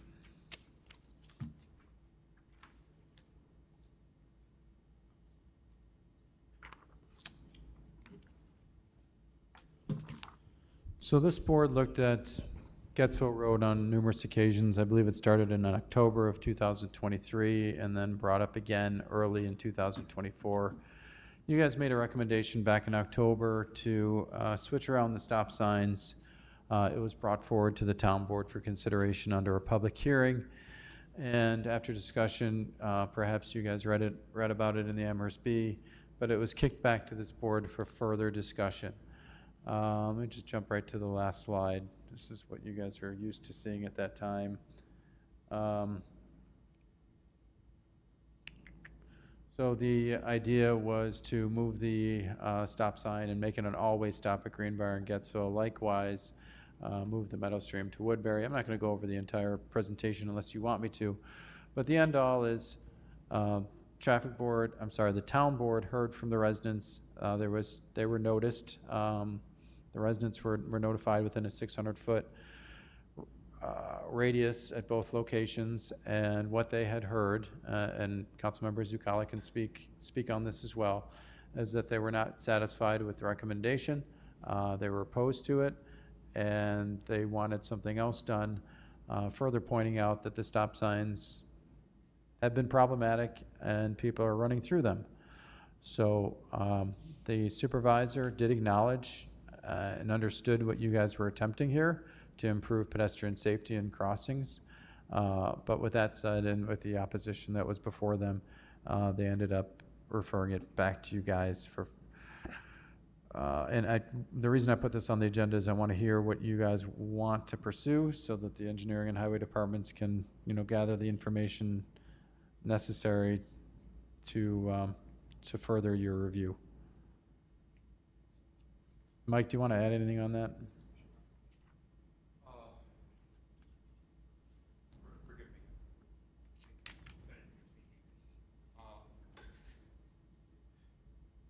Yeah, I know the town board to push this back. Residents in this neighborhood were very well organized and very vocal and lobbied all of us very, very, very hard.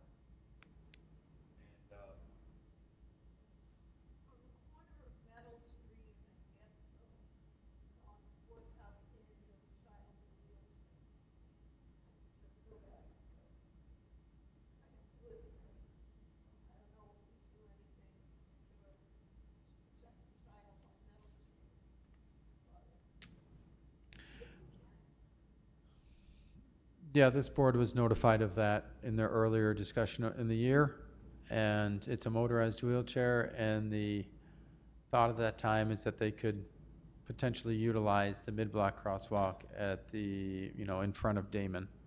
That's not to say we can't add another one at Woodbury and Meadow Stream. There is an ability to do that now that you're making an all-way stop. We could just put one there as well.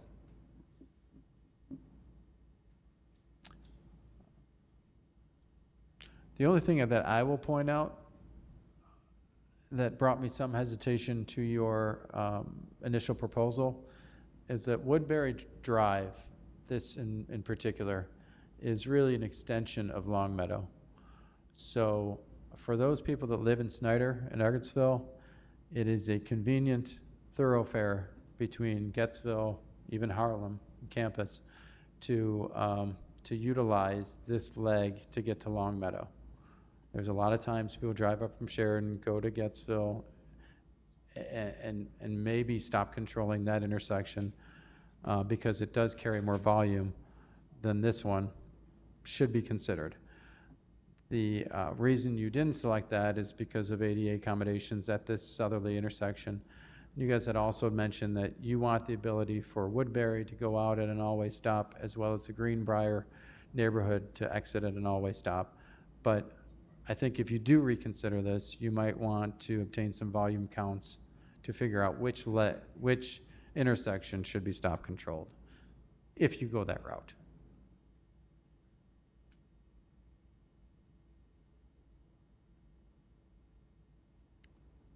Any comments from anybody?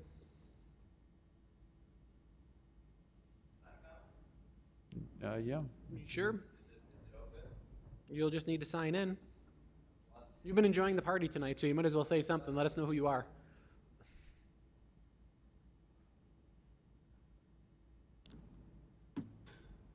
If you can just state your name My and name's address Mike for the missing. Kozlowski. I live on Fruhoff Ave, Snyder, not this particular area. I have a couple observations about this street, and I think that it's a really big, wide open street. I think that there's, and I'm doing from memory, I think there's no street trees on the side. I think that there are, or few. I think there are really, really wide shoulders, and so it really. Hold on before you go further for the stretch that we're on. Sure, I'll time out. Time out. Take a break.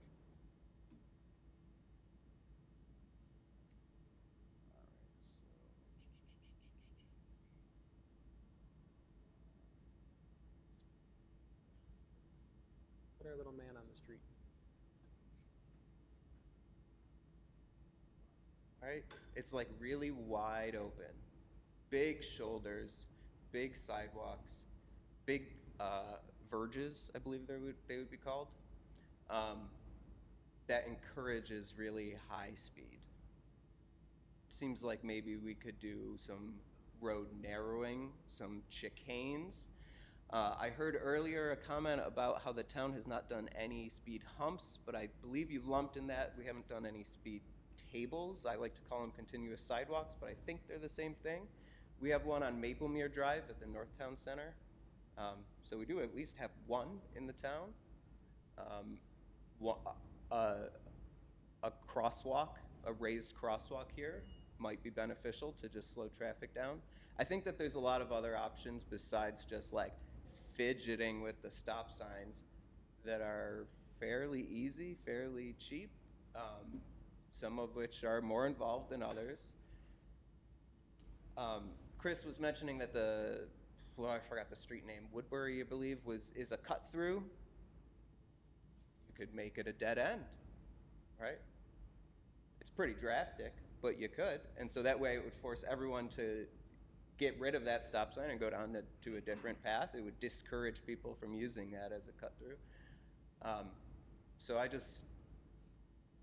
would hope that this board would keep all options on the table and maybe think creative, because this road is fairly like misaligned in so many places that I think that there's quite a few things we can do. Okay. Can you just...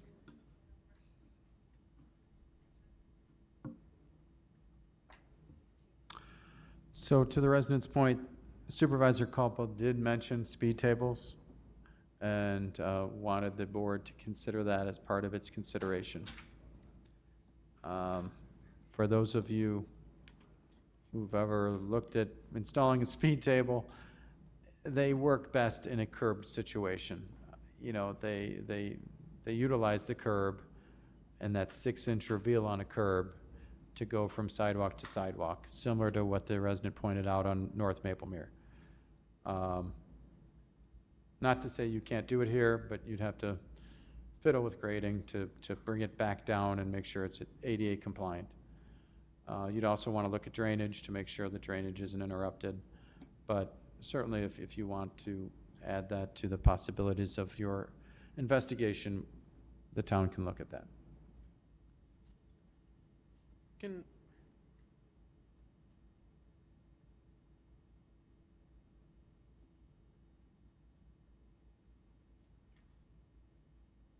What was the original reason why this came before us? Was it regarding, I guess where I'm confused is, was the original request because of stop sign configuration, or was it because of speed? I could be wrong. I thought it was to put in the ADA stuff for the sidewalks. Wasn't that right? Yeah, the resident had said that there wasn't any place to cross the street. That was the primary concern, as I remember it and understand it. And then I had suggested putting in the crosswalk at that more northern intersection. And then you had said, oh, I'm okay putting it in, but I don't want to put it in if with these stop signs there. So staggered where you have this massive it was they didn't want ADA ramps that led to nothing, right? And there was nothing on the other side that lined up. Correct. So before we start having a conversation about installing speed bumps, speed tables, and everything else, speed is not the concern necessarily that's been brought before us here. It's about pedestrian access to cross the street is the issue that we're trying to solve for. So that was the issue that was brought before this board, trying to come up with a solution for it. The solution that we came up to try and do that was to try and create an all-way stop-controlled intersection that would allow for safe pedestrian crossing at a controlled intersection, of which the residents in there are in opposition to that recommendation. So the only other recommendation that you would have is to install a mid-block crosswalk with a rapid flashing beacon somewhere in the vicinity of that street, which then puts another obstacle in that street of another challenge, of another occurrence that's happening. So if you're trying to create a safe pedestrian access, you need to have it at a stop-controlled intersection. Residents are opposed to a 4-way stop-controlled intersection to move stop signs on the street for that to allow to happen. So would there be a place where a rapid flashing beacon could be installed somewhere in that stretch to allow this crossing? And then if you were to do that, remove the unwarranted stop signs. Because the unwarranted stop signs, we have the numbers, people aren't complying with them anyway. They're not creating safe pedestrian access to cross there. It's creating more of a, I don't know if you saw this before you left or not, but this is information that is before us for those stop signs. 69% of people are rolling through, 10% are blowing right through those stop signs. Only 21% of the people that go through that intersection are complying with that stop sign. That's a perfect example of what's creating our false sense of security at a stop sign. People think a car is going to stop. We're encouraging people to cross the street at a stop sign. They're not stopping because they're not warranted stop signs. So the solution for this is this board has presented a recommendation to the town board to address a safety concern that was brought before us to try and create safe pedestrian access on the street. The residents were in opposition, and the town board took the side of the residents over the traffic safety board that came up with the recommendation. So what is the next recommendation? The next recommendation is a major overhaul of the road, reconfiguration of the intersections, installing rapid flashing beacons, which the town doesn't have the money to do. So in my opinion, I will leave it up to the rest of the board here to decide, but I would receive and file. Like, there's not support from the town board for the recommendation of this board. There's not support from the residents on the street for the recommendation from this board. The next action that you would take would be remove the unwarranted stop signs, because now we're exposed to a situation where we know there's unsafe pedestrian crossing that's been brought to the town's attention. So you would want to address that and remove the unwarranted stop signs from the liability standpoint that they're there. So there isn't a solution, in my opinion, to this that's going to resolve the issue that's before us, that is going to win the support of this board, the resident, and the town board. Unfortunately, somebody is going to have to say no to somebody and address it from a standpoint of what is the safe decision to make for the pedestrian access that's been asked. I agree with Eric. I think receiving and filing this is probably, like he said, it's a lose-lose-lose situation. I think we stick to what we originally requested. That addressed the residents' concern about safe pedestrian crossings. The one thing I will say is Mike, the resident, had mentioned about the lack of street trees on this road. I believe that a recommendation to the highway department or whoever plants the actual trees, I would like to see more street trees on this road. I do think, like the resident mentioned, it creates a visual sort of marker as you're driving down the road that might help to slow speeds a little bit. Obviously not in this section, but more towards where there are large right-of-way, more space in the right-of-way to plant those trees. There's definitely sufficient space. Planting those, I think, would be beneficial. I definitely think more of our collector and main roads in the town are very lacking in those, specifically this street and even like where I live on Eggert and a lot of the other like state roads and county-owned roads.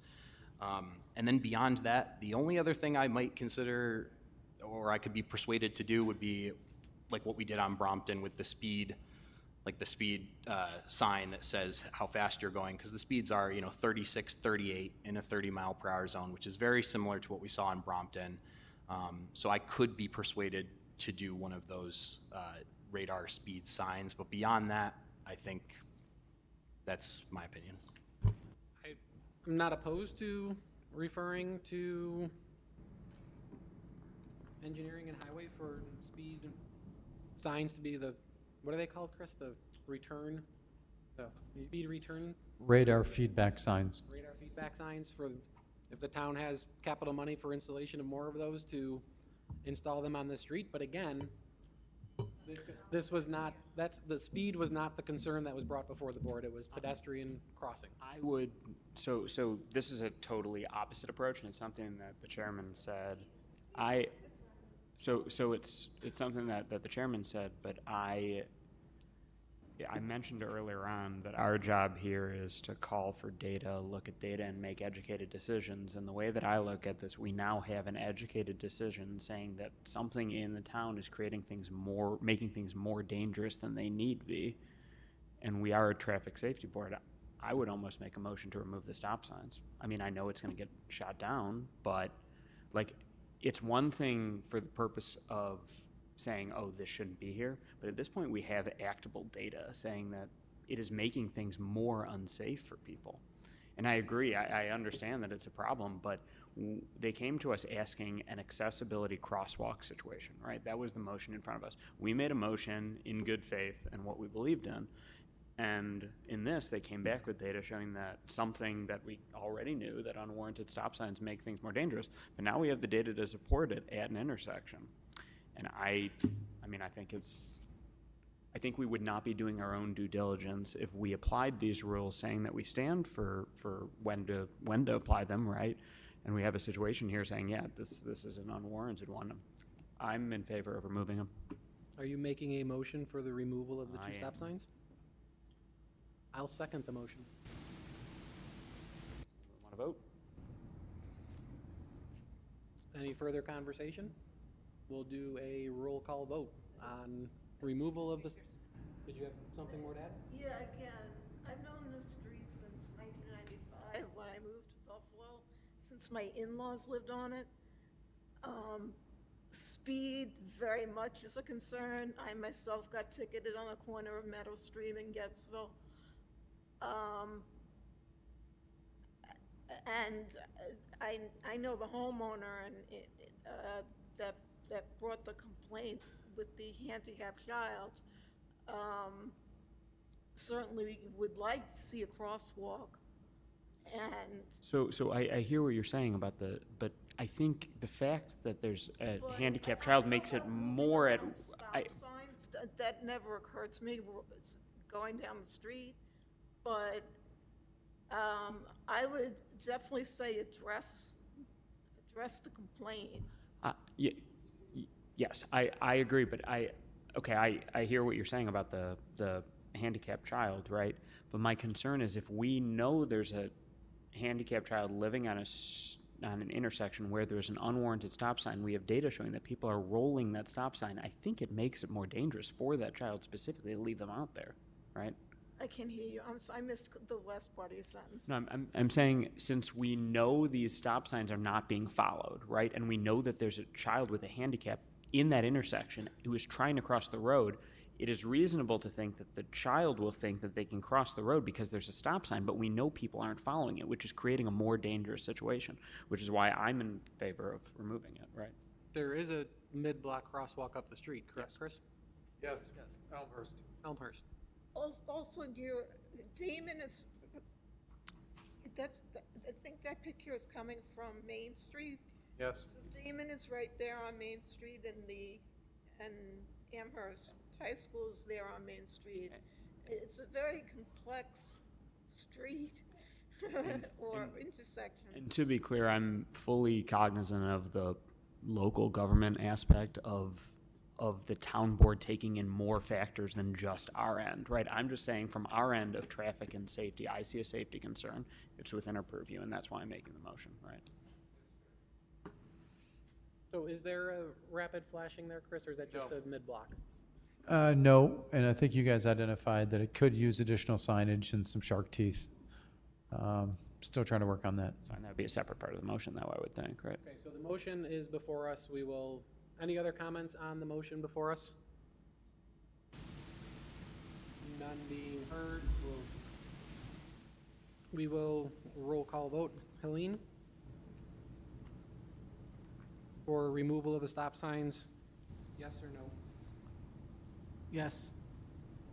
Over there with Nick. Nick, yes? Nick, you said yes? Yeah. Max? Yes. Greg? I respect your opinions, but I'm going to vote no on this one. Yes? Yes. No. So motion carried to refer to the town board at a vote of, hold on, is that tied? 4-2. 4-2 for the removal of the stop signs on Gettsville. Given that we are, given that we're, Is that all 4 stop signs? There's only just the two. The 4 stop signs weren't actually put up because they had voted no on that. These are just The for the town board turned down adding the additional stop signs. So there's only 2 stop signs currently. We were going to add 2 additional stop signs. Yeah, but he's saying, is it both intersections? Is it Yes. 2 here and 2 here? Yes. A total of 4. Total of 4, yes. so, Oh, yeah. Yeah, removing the stop Not on the signs side streets, not on the side. just on Gettsville. Stop signs on Gettsville. towards the goal of a safe pedestrian crossing, do we have capacity to create a bump out near the Meadow Stream T intersection? You do, but you need a landing on the other side. And we can't do have a bump out with a crossing to a mid-block? As, You're saying? yes. Well, we have one down there. Right, as we do there. Oh, you want to add a second bump out up, further up?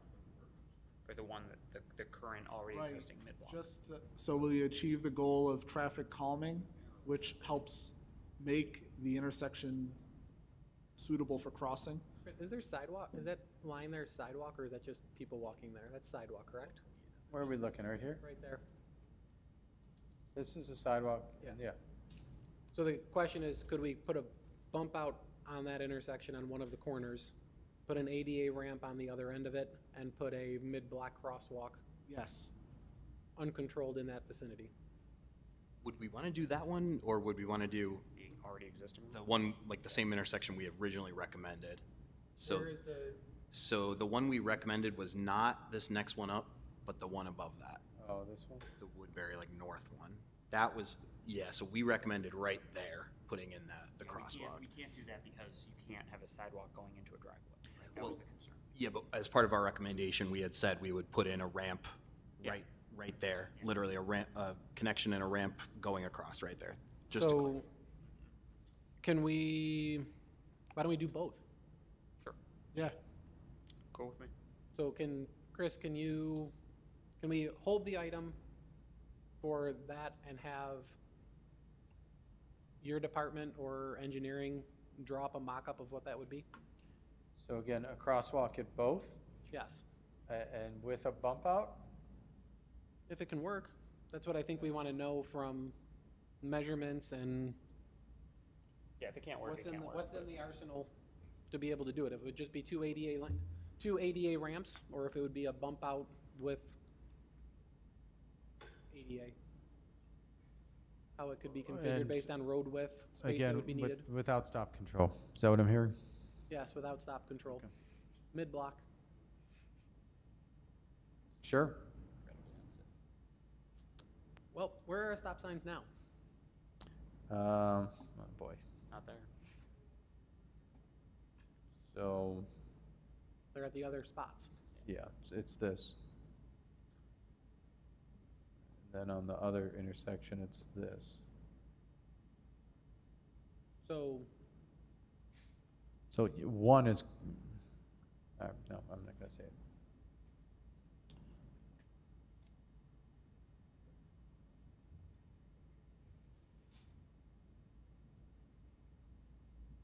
so our recommendation was to move the stop sign to create the all-way stop and install the ramp in the crosswalk, which was turned down by the town board. Yes.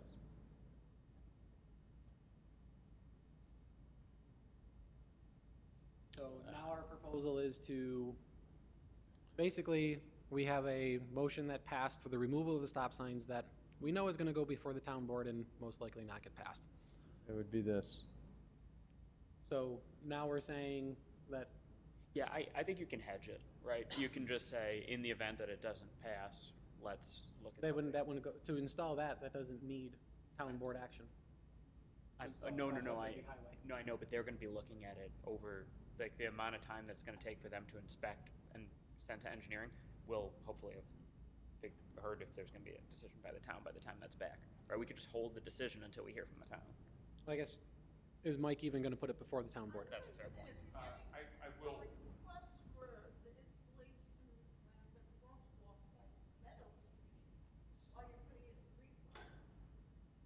It wasn't specifically for Meadow Street. No, the second one was. The one earlier this year was for Yeah. pedestrian crossing at the southern So we're looking at, intersection. The first one in October wasn't. so we're looking at doing the crosswalk at Meadow Stream. Yeah. On that southern, if we look at existing signage, But Meadow Street, since that's a street that traffic is turning right and left, also from Main Street, I wouldn't put it in Greenbrier. Greenbrier is not divided. oh, we're not, what we're saying, so if we take the existing signage, Chris, and if we just put it at the crosswalk at the southern edge of that intersection going across, we have room on the other side. Sorry, I didn't understand.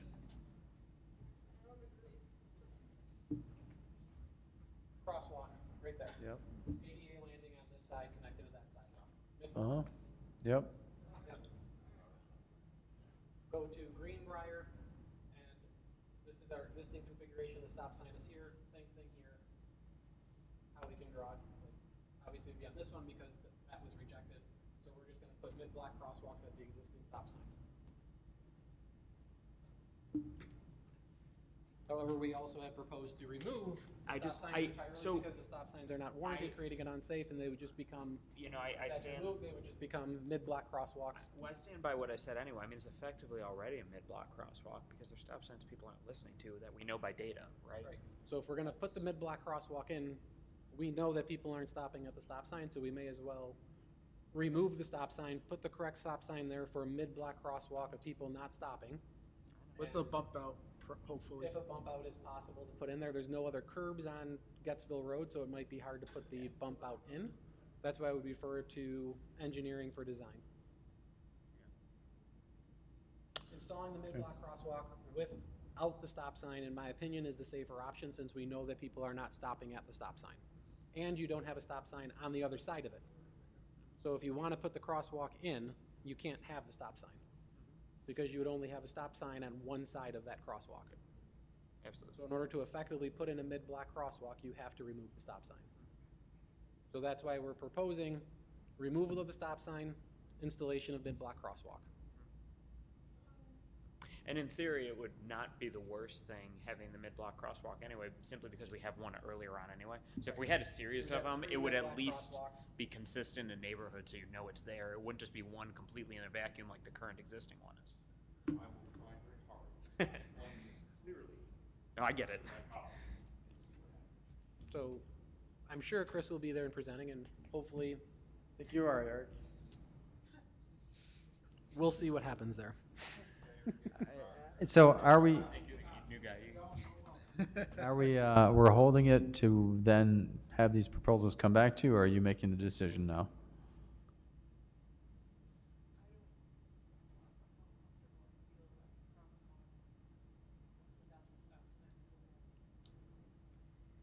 I mean, there's one that already exists, like a couple blocks down. But and there's then no we- agree with stop what sign Jennifer there. is saying right now. No, I agree. If the town board does not agree. Oh, yeah. If the town board does not agree to remove Yeah, the stop then sign, I agree. No, I agree with then that. I think, would not be comfortable installing the crosswalk because you have the other side of traffic that's not yeah, stopping sorry, I whatsoever. thought, earlier when I said it, It I, has to go together. I So think, we yeah, can just make a motion to get the design for it and then wait and see And- what and hold. happens. Yeah, right, I agree. with the- There's, I think the only design that engineering would be looking into is the feasibility of bump outs and the lack of curb there. I'm Actually, if we Either refer five this, if we refer this as the so we need to adjust our motion that we voted on. So we need to make another motion for the installation of these crosswalks upon the removal of the stop signs. Sure. Because you can't install the crosswalks if the stop signs stay in place. Right? or So we it's could simply conditioned hold upon until that. they make the decision. If the, right? if the decision is made and that's approved by the town board, it doesn't need any other action from us because it's gonna go to highway engineering and everybody to design that anyway as part of the resolution that we've passed. We don't need to review it further as to how it would be designed or referral to that. That's gonna be up to engineering and highway to figure out how to do it. That doesn't need our input or approvals. So I'll make the motion that dependent upon the successful removal and voting of the stop signs, that the mid-block crosswalks with proper signage, ADA ramps be installed. Is there a second? Sure. I'll second that. Oh, I can do it. Further conversation? To clarify, so this does not negate the vote we took prior? This does not negate the vote Okay, prior. so this is just a condition, Separate. conditional Yeah, separate if motion. it doesn't. So as part of the proposal that will go before the town board, it'll be a two-part proposal. One is for the removal of the stop sign. If the town board removes the it. stop sign, then this would kick in as part two for the installation of the crosswalk. If the town board opts to keep the stop sign in, then part two can't go forward because part two is only applicable should the stop signs be approved to be removed. Thank you for clarifying, thank you. So, okay, all in favor? Aye. Aye. Opposed? Carried 6-0. Should we Just- motion for trees? What's that? Should we motion for trees? Motion for trees, that can just be referred to Hyatt Forestry, Oh, who's not here for review of the street for, Chris, can we just refer that to Forestry Department for consideration of additional tree plantings on Gettsville Road. Yep. And even Councilman Zakala, if you have any ability to advocate for that at any point during the street trees, at any point during your conversations with anyone else in the town, I would appreciate that. I have an ongoing agenda I've talked to Steve about. I'll just add it to the ongoing. Thank you. Okay, are there any other old business items that anyone wishes to bring before the board? Jennifer, I'll open it up to you. I would like to bring up the Sweet Home Emerson intersection, please. Yeah. Let me just save this, Jennifer, hold on.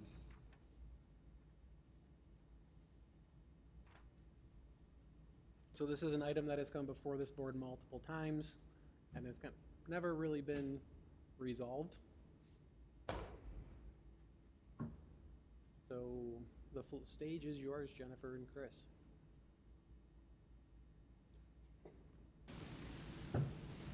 So the intersection, I've brought up a couple of times, looking into possibility of a roundabout.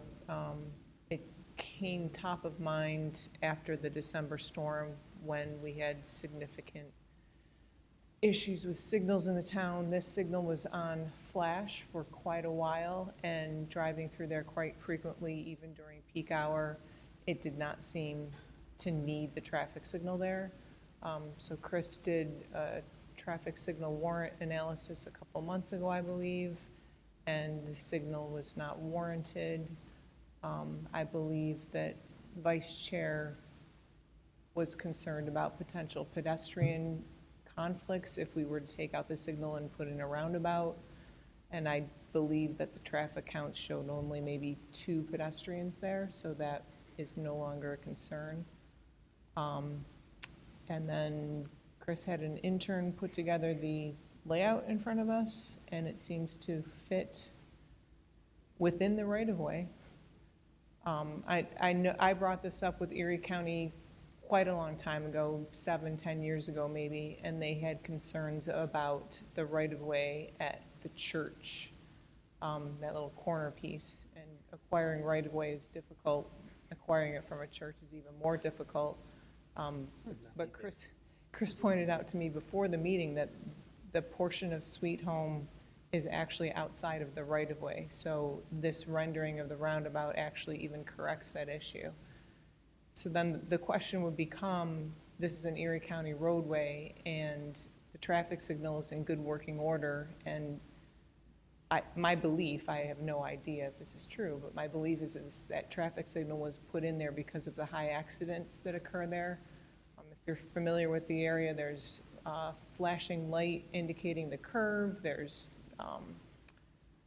arrows, chevrons. Resident there wanted guide rail on their front yard because people keep going off the road into their front yard. So this has come before us, and I'm of the belief that the signal was put in there to mitigate accidents, but I think a roundabout might do a better job of that. But who pays for removal and installation? Would that be a county or a town issue? But maybe that's not for our board to decide. So that's it in a nutshell. I don't know, Chris, if you have anything you would like to share. No, I think you covered it well, other than I did reach out to the county, but I'm still waiting on a response. I will pose the question on who does what when they call back. Should it move forward? So after you get an answer from county, is this something that would potentially go to the town? Or if county says it's their responsibility, just gets referred to them with this drawing?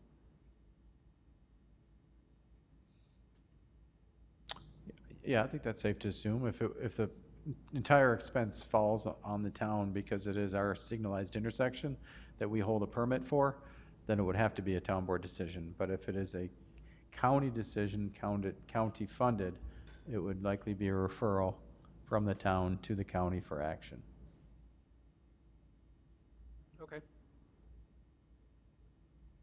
So we should thank your intern for the design that they provided and hope that we get the support of Erie County to move this forward. Mm-hmm. It's a nice design. I don't know, did you see this, council member? can have a copy. Here. There,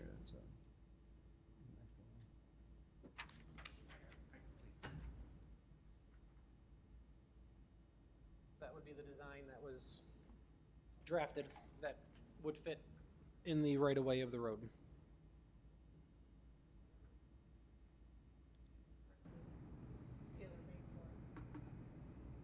It's like, at one point, there was a roundabout there.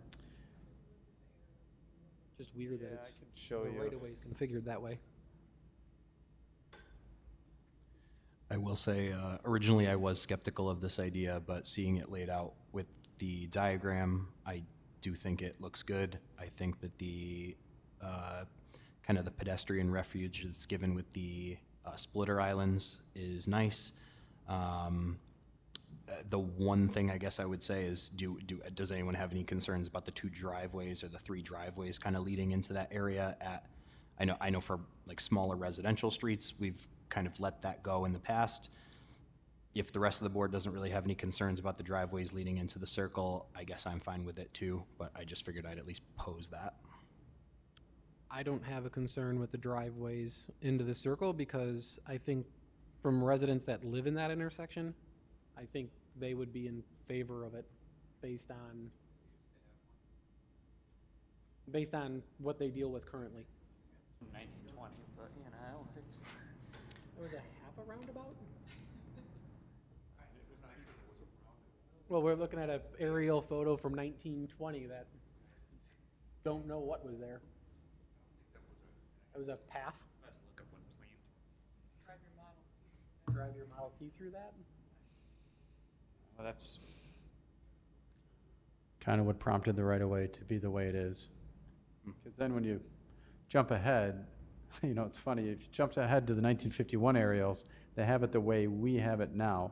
But then if you move ahead to like the 1980s, 90s, they've got it going straight. So we've actually corrected it the way it used to be. Somebody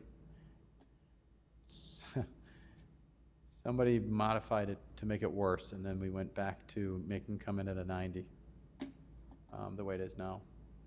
So it's interesting. Look to Okay. see. So we will wait for county feedback on that. Are there any other items? Yeah, this is 1995. See how it goes in straight? And this was found to be less desirable. So they had it right in the 1950s, and somebody changed it and then made it into that. Took it back.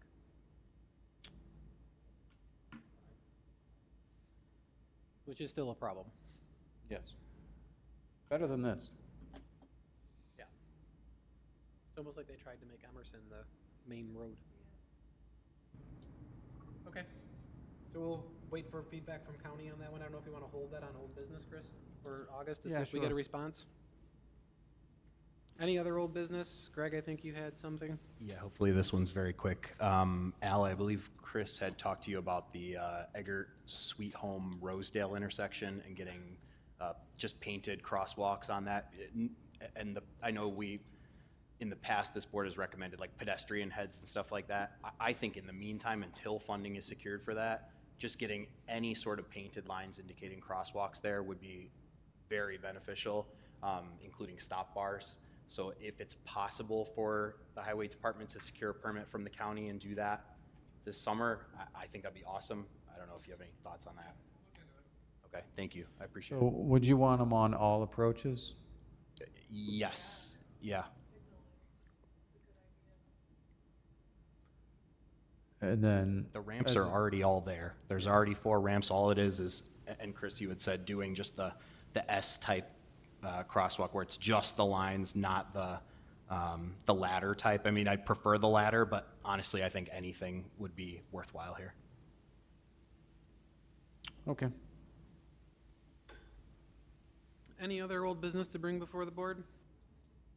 If I may, just one observation. I didn't say this before, earlier.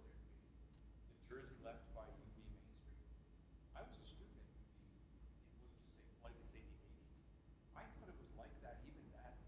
So it's older than It's that. been there as long as we can look back.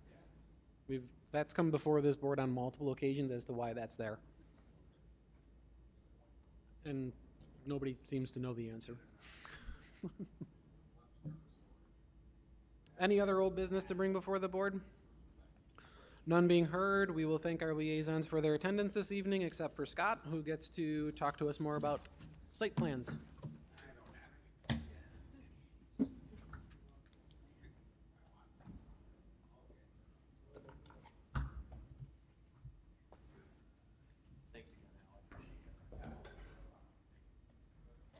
Al, one other thing that, I don't know if Chris told you or not, you guys painted the